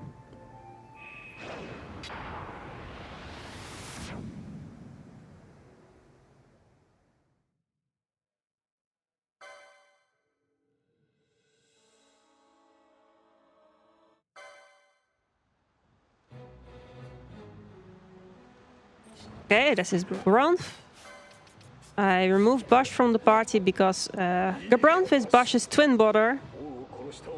And Bosch will actually talk back to this if you have him in the party, so we skip that part of the cutscene this way. And then afterwards I want to immediately throw a Phoenix... oh. There. Throw a Phoenix down to delay the next cinematic attack.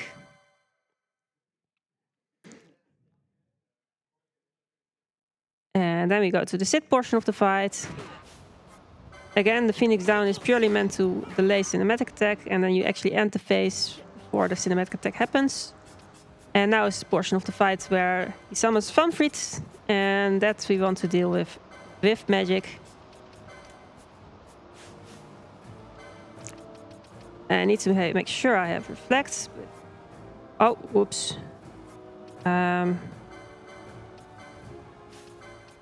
That was not a reflect mode.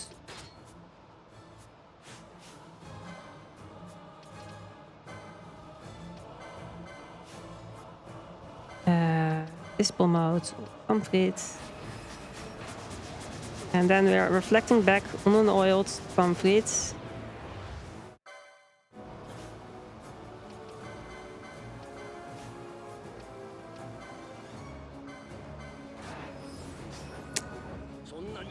So for this cinematic attack, I need to make sure that Balfir is sufficiently away from the rest of the party in order to make sure this only hits Balfir, not the others.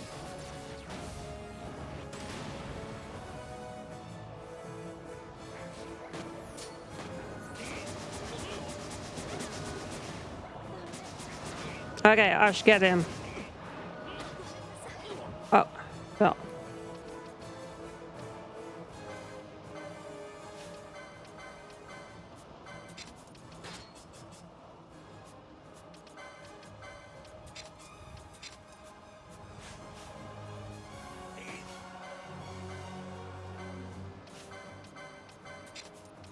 This is the final phase of the fight, so be able to still get this. So, get them.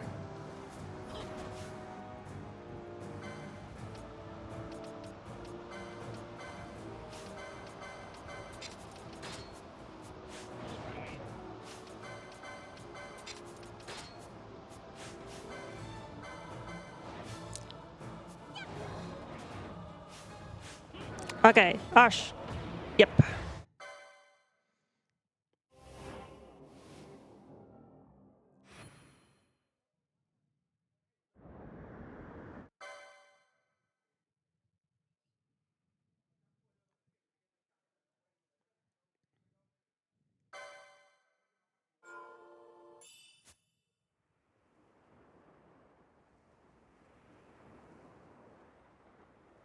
Okay, and right now it's what's left in the run is going to the Bahamut, basically run 2 final bosses and do final bosses. I do need, from what I see, with 2 my items shortly also pick up shop. So it's like 6-7 minutes-ish. So yeah, sorry for the going over estimate. If it's too much, you can say so, but...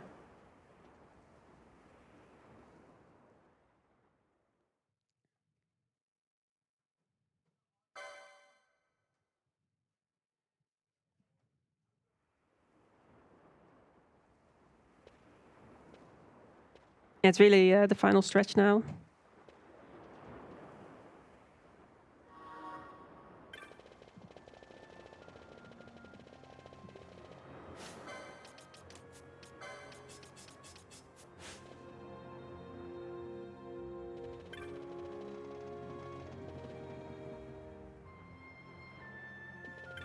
Did not have enough items left that I can do this without shopping.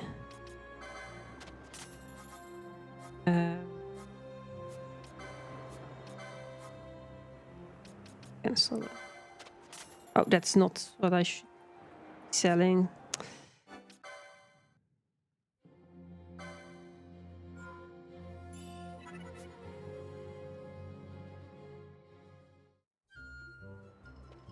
Okay. Can sell the spare gun. This can help some money. Float modes. Want those. Okay, that should do. On to the Bahamut, towards our final boss sequence.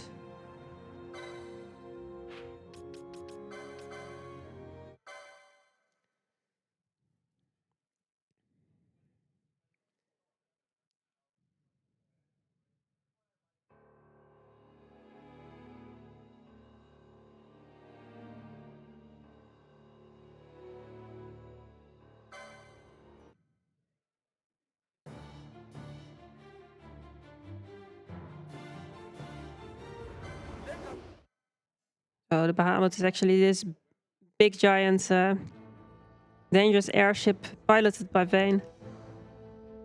It's threatened to crash on Dalmasca, and we really need to stop it.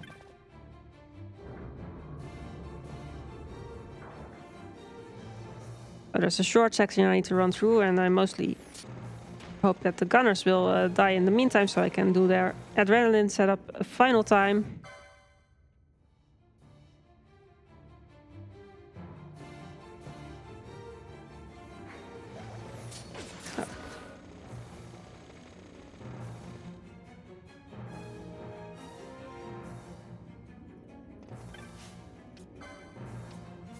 I need to make sure that I don't have their equipment on.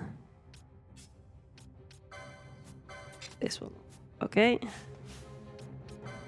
Revive them. They will be buffed up.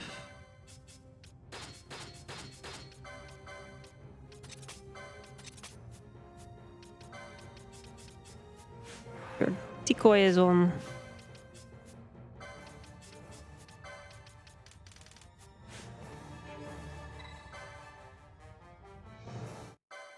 Now we have the final confrontation against Gabranth. So after this cutscene, Gabranth will attempt to heal himself with the renew spell. We don't like that, so we will throw a reflector mode on Gabranth, so the heal spell will bounce off of him and he won't be able to heal.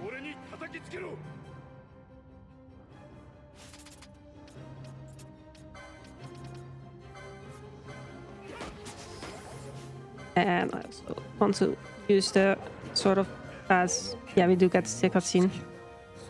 That's fine.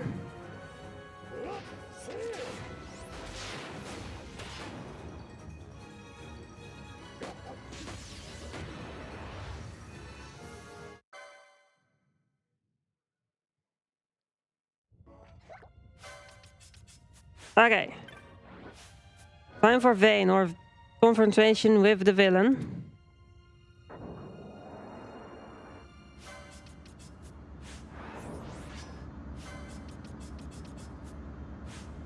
It is final boss's time.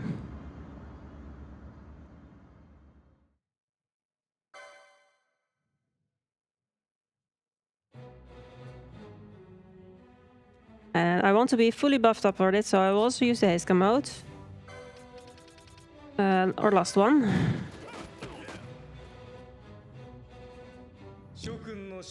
And for the second phase of the first Vayne fight, again want to delay the next cinematic attack so that we kill him before that ever happens.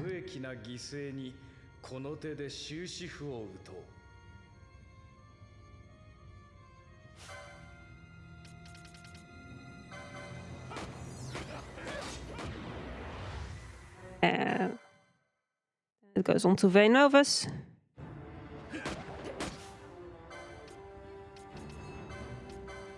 Let's throw some more domain Covaduses for bravery for some final buffs.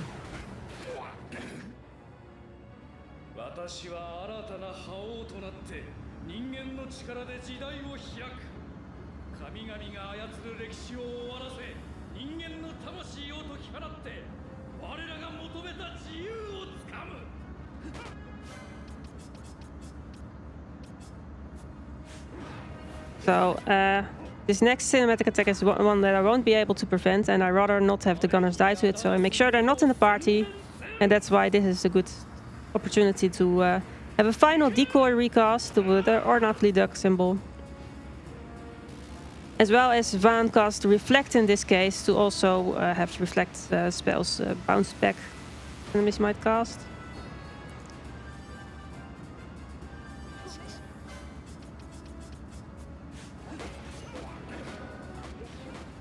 Okay. This is to the late trees of Sephira. And if final fight goes well, then this should be very short. So Reflect actually makes it so that we know it affects the enemy's AI and it will use Mega Flare. And if I position myself correctly, it should only hit buff here. It wasn't fully correctly, but at least Fran was missed.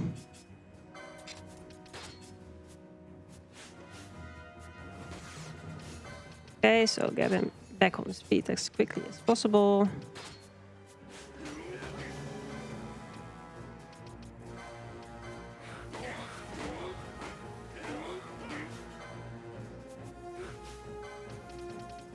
Okay, and it should be almost time. Time!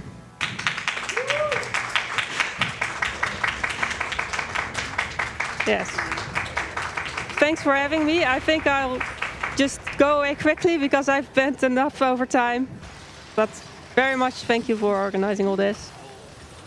Yes, and thank you for that run. I always love to see some Final Fantasy speedrunning going on at events like these. So, yes, thank you very much. Next up, we have an interview with about Like a Dragon Gaiden coming up later. And then we have Neo Mario Galaxy. So stay tuned for the next couple of things. Yeah?